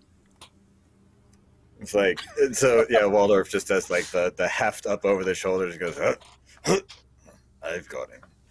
You go and get his wings. I think our work here is done. Which way am I going? Which way is home? She points to the south, right? Yeah. And yeah, Waldorf just kind of starts kind of like trudging in that direction with an unconscious Sailix over his shoulders and the pieces of Leviathan in his hand. Excellent. Probably got the gem in like a pocket someplace just to keep it safe. Yeah. Setla is speaking with Rune. Poppy joins. People died, but many, many lives were saved with this plan. For all intents and purposes, it worked, but not for reasons we even thought. Rune, what would you say to Soupmaster or Mayor of Finderplain? Keep it in Gnomish. Yeah, keep it in Gnomish to play nice. Let's make sure we've secured your food and see if we can reinforce some of these buildings for you. If you don't feel here is safe, we'll check your wounded, make sure whatever caused that isn't infecting anyone, and we'll see what we can do about finding you a place to stay. Does that seem fair? We greatly appreciate it. Yes, of course. I suppose just a couple questions about the giant green one, but we definitely appreciate any help you can give us. Not to worry. With that, Rune will do his best to help sort of coordinate the gnomes that are still up and around and able to help corral resources, and he will provide via create food and water some simple food and a few gallons of fresh water, and then he will pick the largest building and start to use mending and his crafter's lens to magically repair and at least ensure its structure is stable. Fantastic.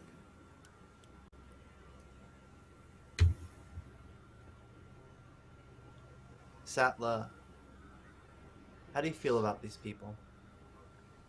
These adventurers? Honestly, she doesn't feel great about him. There was a giant monster, there was another giant monster, there was racism, and just, pretty much just weird stuff. So, but she's gonna she appreciates the fact that they are doing what their best to make it right, and she needs the food and the water. So Satla's just grateful for the fact that she's alive and not dead, because Rune did save her from dying. So she's doing her best to keep her people under control, to make sure everybody that's sick is healthy, and just so that she's she's got people to tend to. I mean, she's essentially a mayor, and she's got to make sure that her people live and see tomorrow. Yeah. Well, in the hours that follow, Poppy, you of all people, you have been sought to attend a private meeting with Setla. Just maybe 30 minutes after this all occurred. A bit of an emergency meeting, but just you. That blue-haired gnome, Rebelba, he's asked you to join them in a room off in Bazal's Basin to speak. I will You murder were asked to attend if he alone. hurts her. Oh, God. That's the way. Yeah, Do you agree? Poppy will go. Yeah. They say they need It's a help. dark room. Need a meeting. Yeah. From the interior, it almost looks like you're in a yurt. You're not. Spells and incantations. All about now. Rebelba has a very strange method. You'll notice all sorts of scars, some warts and rashes along the face. And he scratches at the neck in a very intentional pattern. Eyes rolling back. Setla, you're here. This is your lead diviner. He's been helping you with something. Setla, is he okay?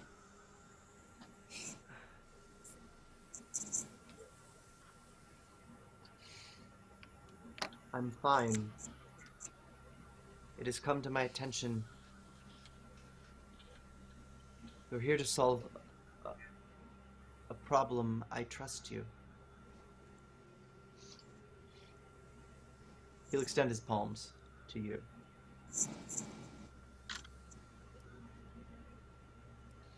Oh, he extends. Yeah, she'll gently take them.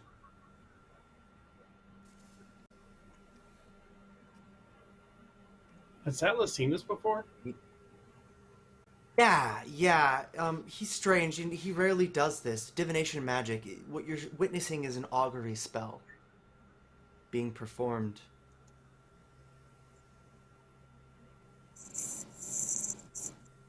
A name not worth repeating. An organization we know nothing of.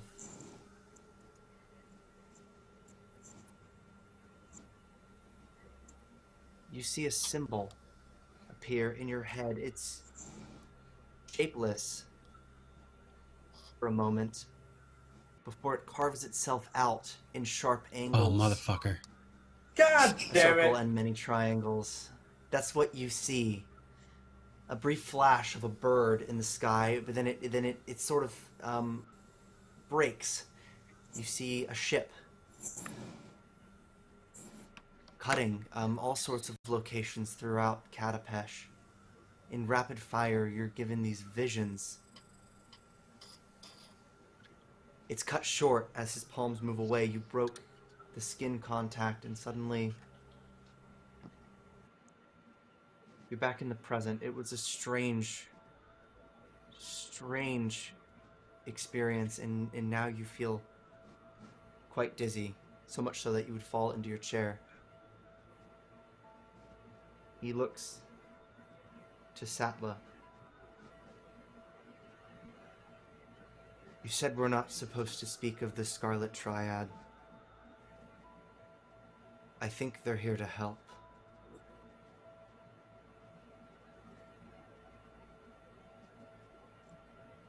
That's where We we're are gonna here end to off help. tonight. Oh, God. So, I don't even know how to recap any of this, but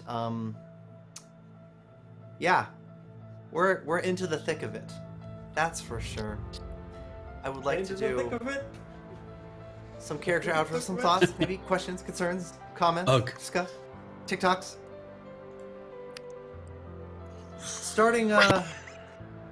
Starting with who are you, Lavendil?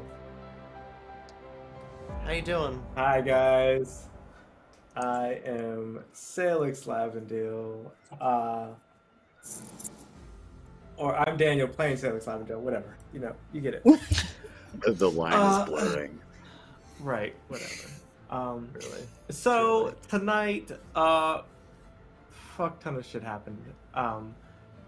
Leviathan was destroyed, which was pretty much his last bastion of memories, which now he really doesn't know anybody except his recent memories that he has subsumed since he's been out of the Maelstrom, so that's going to be fun.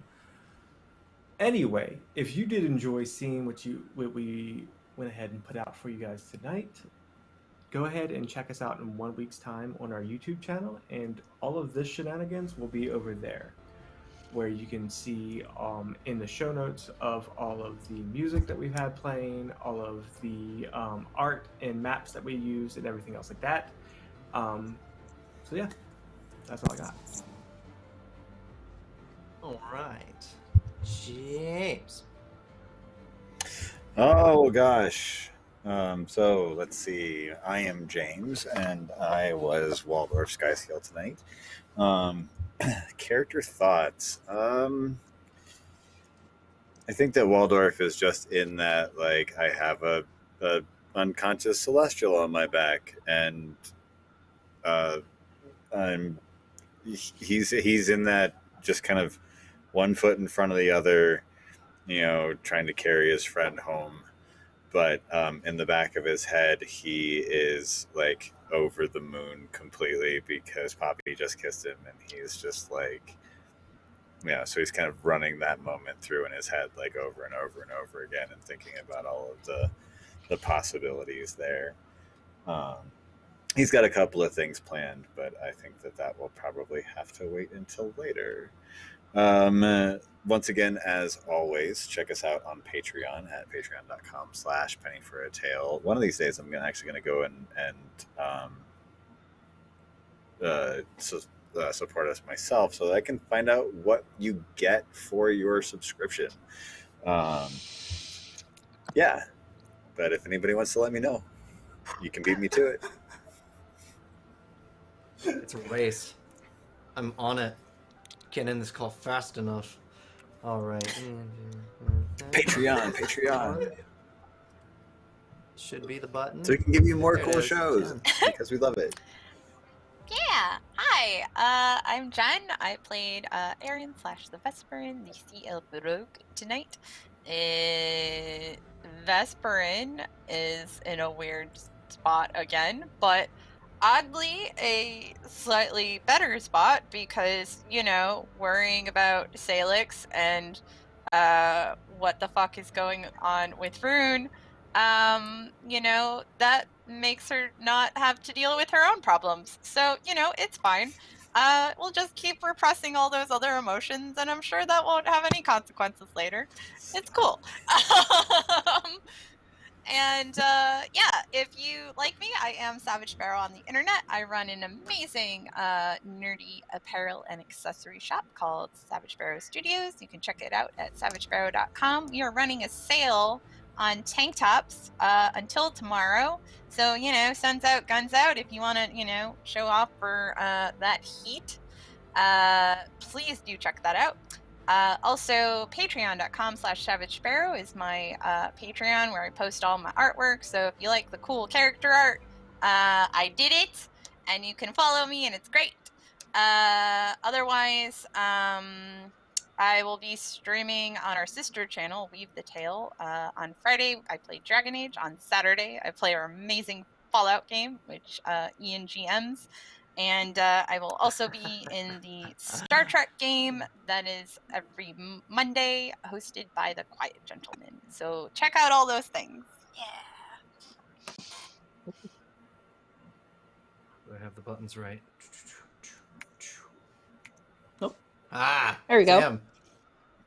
Hello, I am Sam. I played Poppy Ravenswood tonight, who was terrified that she was going to die, and so in that moment of, oh my god, I'm alive, has kissed Dorf. Other than that, weird, crazy visions. She doesn't know much about the Scarlet Triad, but she has heard her brother mention it, so this is probably important. And not good. But her brother just left the telepathic bond with her, so not good. I'm sure next week will be fine, and we'll just have a campfire and sing Kumbaya, and it'll be great. So, schedule. If you, we do have a Red Opera campaign starting up mid-July here on Penny for a Tale. That will be with Fable Forge, who has joined our channel. Other than that, make sure you tune in to Weave the Tale tomorrow at 8 p.m. for our Masks campaign. It is a charity event benefiting Young Minds. It is a UK-based charity that helps advocate for mental health and programs for youth. We have a goal. We have amazing prizes, including a Fallout dice set, a physical Relics Game of Angels, as well as a Mask 4 rulebook. There's just tons of prizes. You'll be seeing all the info on Twitter, on Weave the Tales account, so make sure you check that out. Now we're good. Absolutely. Oh, Second to last, but it's certainly me. not second to least. Mr. Smith, yeah.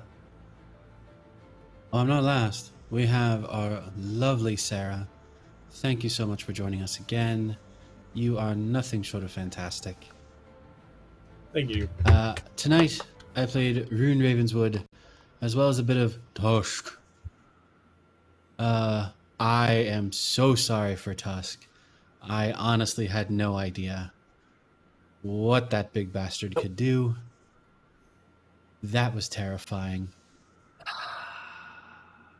Rune has, in fact, as sort of the walkout, the final scene from Rune's perspective was everyone he cared about left him there, sitting on the floor. His best friend is lost to him. And so he walked away, allowing his friends to care for themselves. And he went to go help the gnomes. And that was his perspective and what he saw. And so, yeah. He went to go help the gnomes, and that's where he'll start up next time. But thank you all for watching. We really, really hope you enjoyed our wild emotional ride. This one had some twists and turns I was not expecting. That was amazing. But yes, if you liked it, please give us a follow. A follow will. Oh, the Annie and Andromeda situation. Oh yeah, there is so much going on there. Wendigo. Yeah. Yeah, there is so for sure. So much going on there. I don't know. I really don't know how to take that one. I feel sorry and happy for poor Tusk. Yeah, I feel sorry and happy for Tusk. He found his charge again. He feels so much better, but she looks really different. And he's really got to process through that. But he'll be fine. Eventually. It's Annie. That's all that matters. It's Andromeda. He'll take care of her. But yes, give us a follow if you enjoyed this. Much love to you too, mate. Give us a follow if you enjoyed this. Follows are very important. Ian is using the organization rule system in our out of Pathfinder2e, and I really feel he is going to straight up fuck us over if we do not have an army. So you are followers here on Penny. You are our army. For every follow, you give us an NPC. For every subscription, our NPCs level up. So keep that in mind if you are so inclined to help us out. You are, in fact, our only hope. With that, however, I will step back and give Sarah everything she is due as the perfect outro, even over Ian. We will give a round of Hey, applause I'm Sarah. to our guest NPC. Okay. I don't think they heard you. That was the thing. Hi, I'm Sarah. I was playing I was playing Setla, and I had a lot of fun tonight. It was great trying to race to get the supplies, and also just watching everybody's story unfold. And you know, the moment when Tusk steps around, and the chase with Vespa and the Wendigo, just so much action was going on, and it was great to be here to take on another role. And you can find me starting soon on Mondays with the same stream as Jen, where I'll also be part of the crew of the USS Serenitas with the Quiet Gentleman Productions. I'm playing Lieutenant Commander Charlie, the Saurian chief science officer. And we get to be science nerd friends. Yeah. Yeah. Ain't that just neat? All right, well, this is where I say goodnight, but first I gotta shout out Celeste. You're killing it. And Ain't you that just the gave us truth? five level upgrades for NPCs. You should reach out to me about what you want to do. You can name them, or we can take NPCs we've already got and we can give them a little bit of a level boost. I'm not saying there's a war coming, but... Do my gift subscriptions level up our NPCs as well? Oh yeah. No, we're building an army, dude. They're coming. Sweet. And if we resub, we'll take the NPCs we like and we'll just keep bumping those puppies up. I'll tell you, they can get up there. Yeah. No, we're building an elite faction, and now we got some really good backup at the Citadel now, which is good because they keep killing people. So it's nice to have like turnover. But More thank you so vehicles much. for you to murder our feelings. Yes. Yes. Oh god, it's just so good. This really is it's everything to me. You sadistic And I love you bastard. viewers so much. Thank We you so love much it. for watching the sadism. I'll see you next week. Good night.